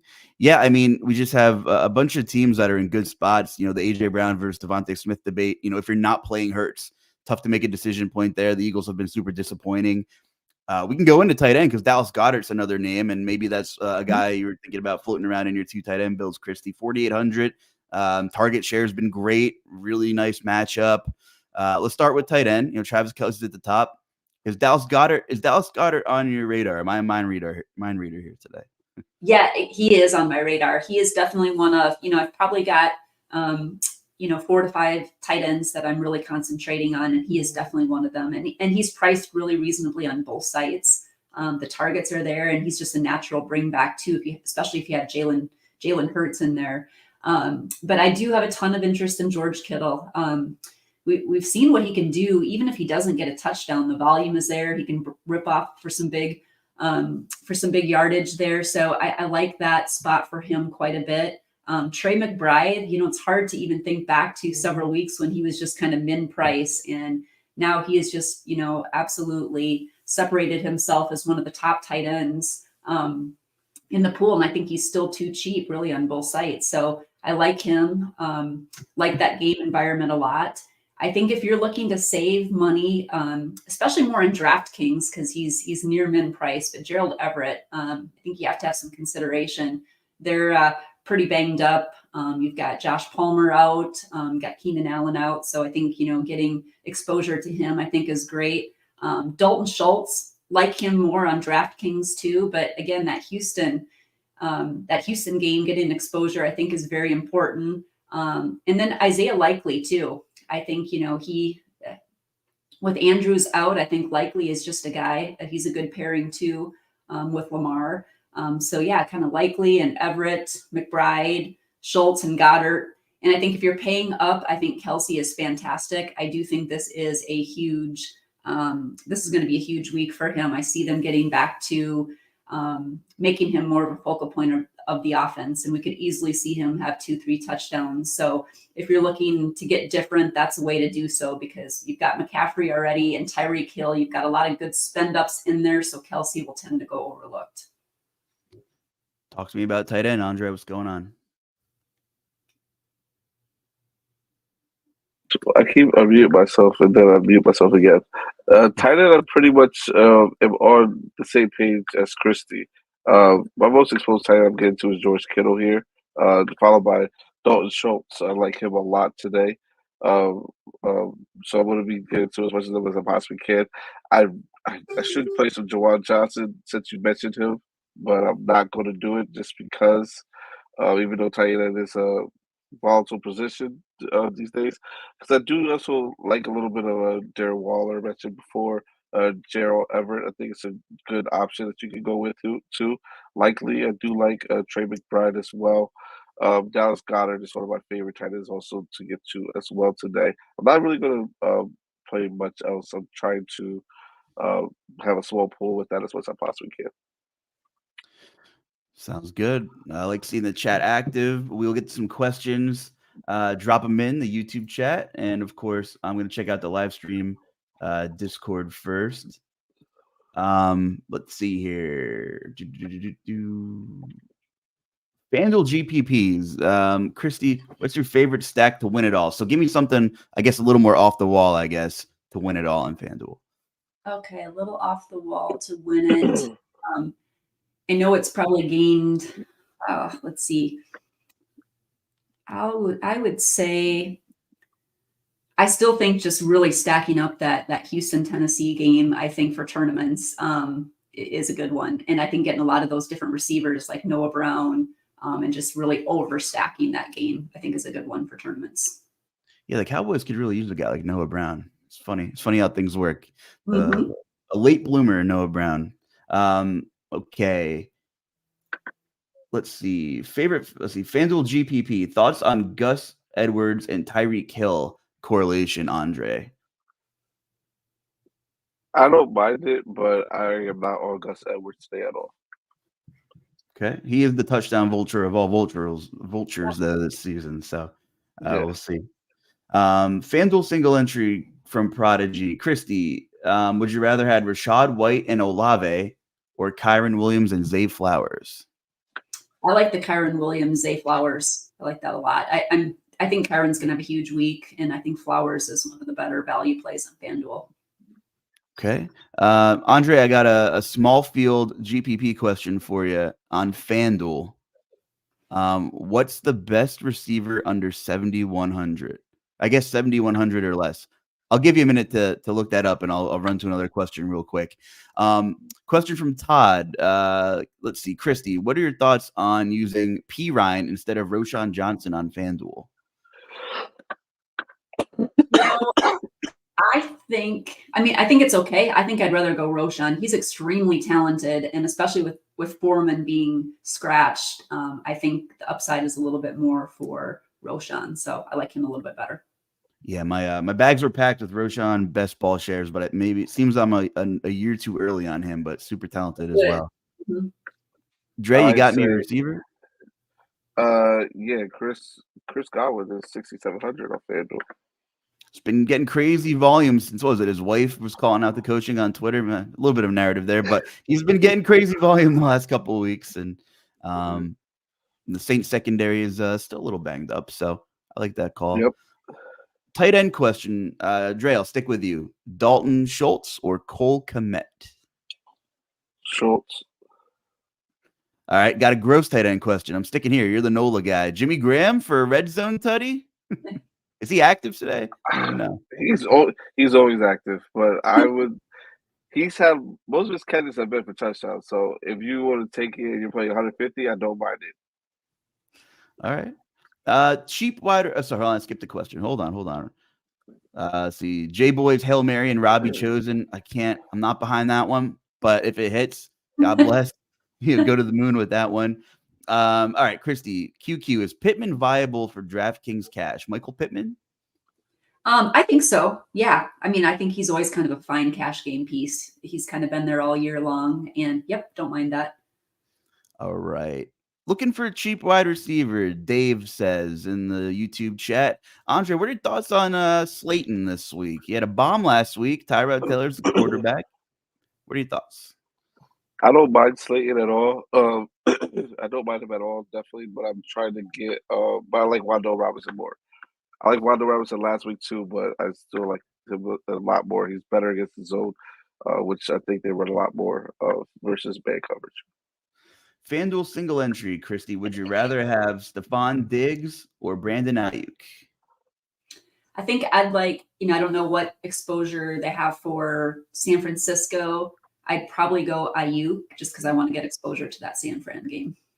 I really like the Joe Brady coach speak a couple weeks ago about how he says he calls the game, he doesn't call the plays.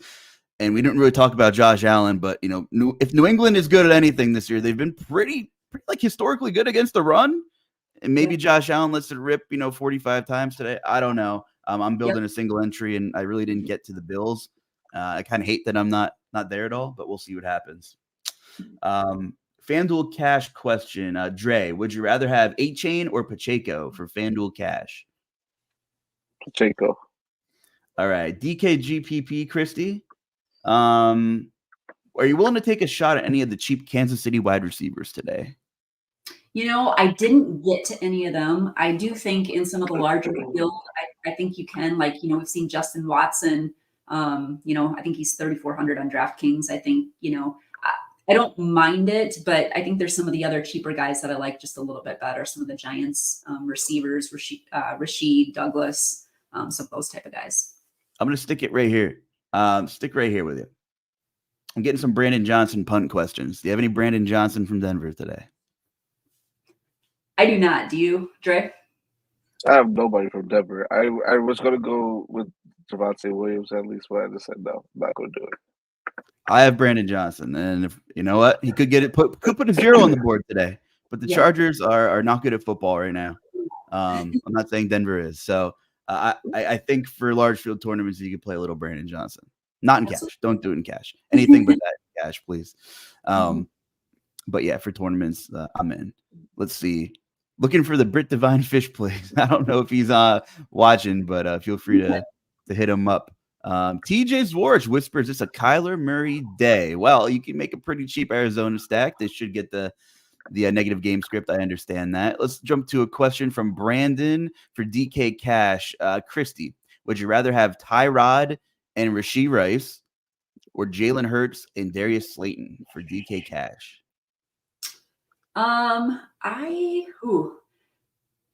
DK Cash. I'd probably go Hurts and Slayton. Yeah, I think I'm with you on that one. FanDuel Cash question, Andre. Would you rather have Chris Olave or Brandon Ayuk? Chris Olave. All right. Andrew says, did we touch on Zamir White? Briefly. You know what? Should be a fairly neutral game script. I think Zamir White's fine. Kristi, thoughts on Zamir White today? Yeah, I like him. He just really allows you to get a lot of the spend ups in there. So I have quite a bit of Zamir White. I know TJ mentioned Kyler Murray. One guy I was going to throw out there for a cheap dart too, and he's really cheap on FanDuel is Dortch. With Marquise Brown being out, I think if you want a long shot GPP play, he's someone that I'm willing to punt with this week. So I like Greg Dortch. FanDuel Cash. Would you rather have Zeke or A-Chain for FanDuel Cash? Andre.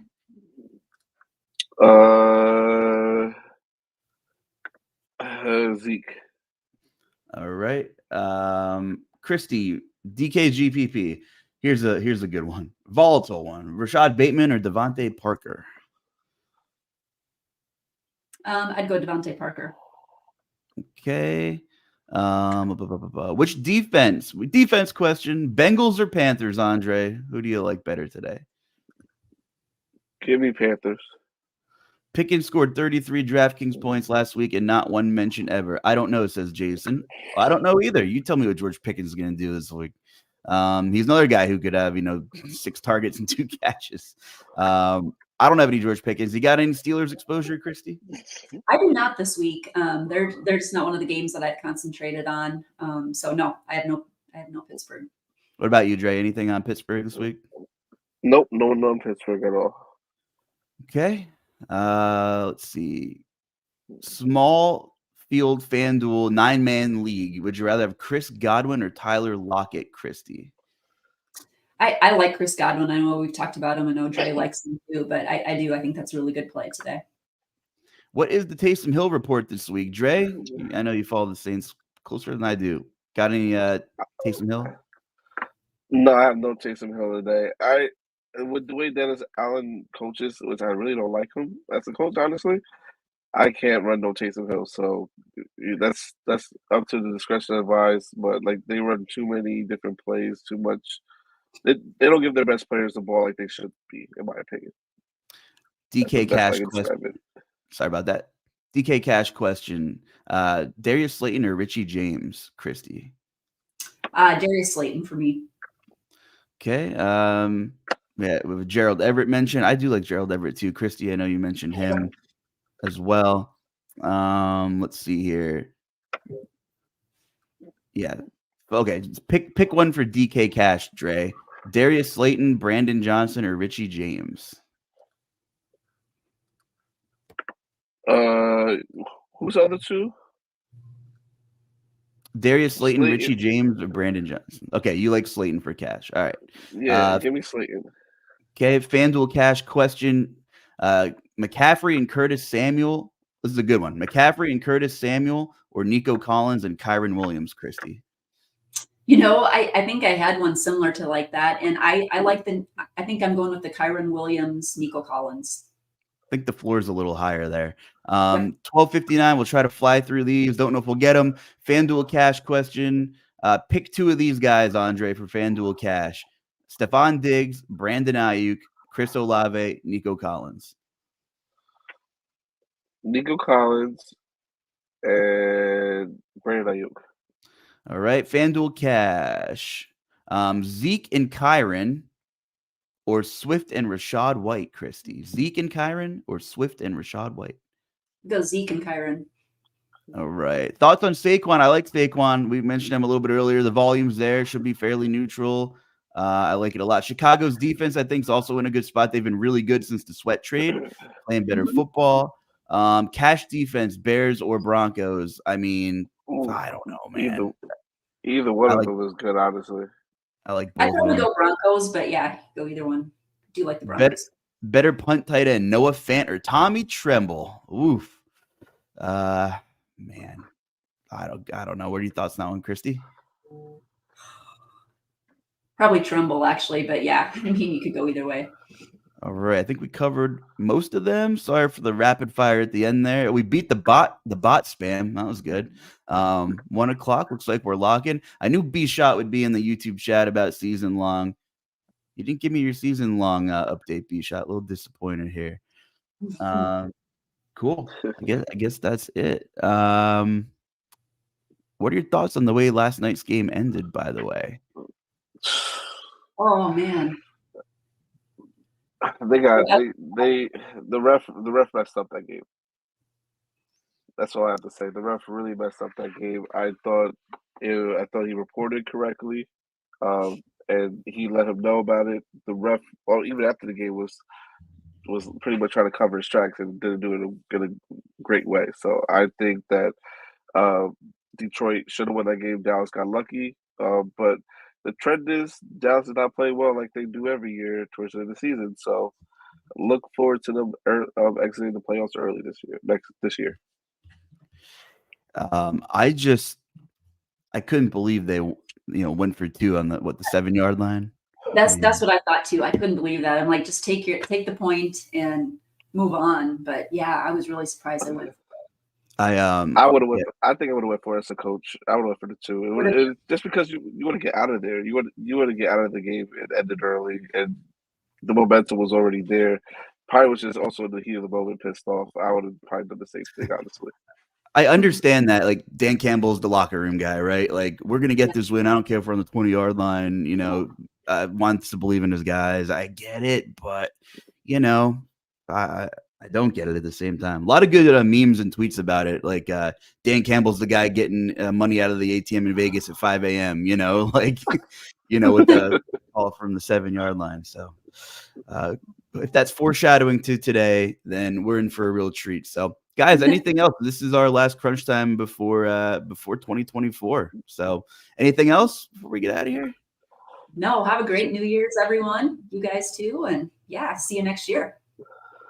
Yeah, same thing. Happy New Year's, everyone, and good luck. And I hope you do well today. And like I said, always finish in second place behind me.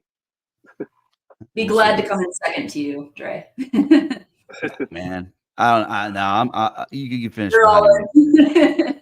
Let's see. Well, good luck, everybody. It's so great to have you. You know, we wouldn't be here without you guys. Thanks for following. Hopefully win some money. Have a happy, safe, and healthy new year. And for producer Steve, I'm the Luch. That's Kristi and Andre. See you next year.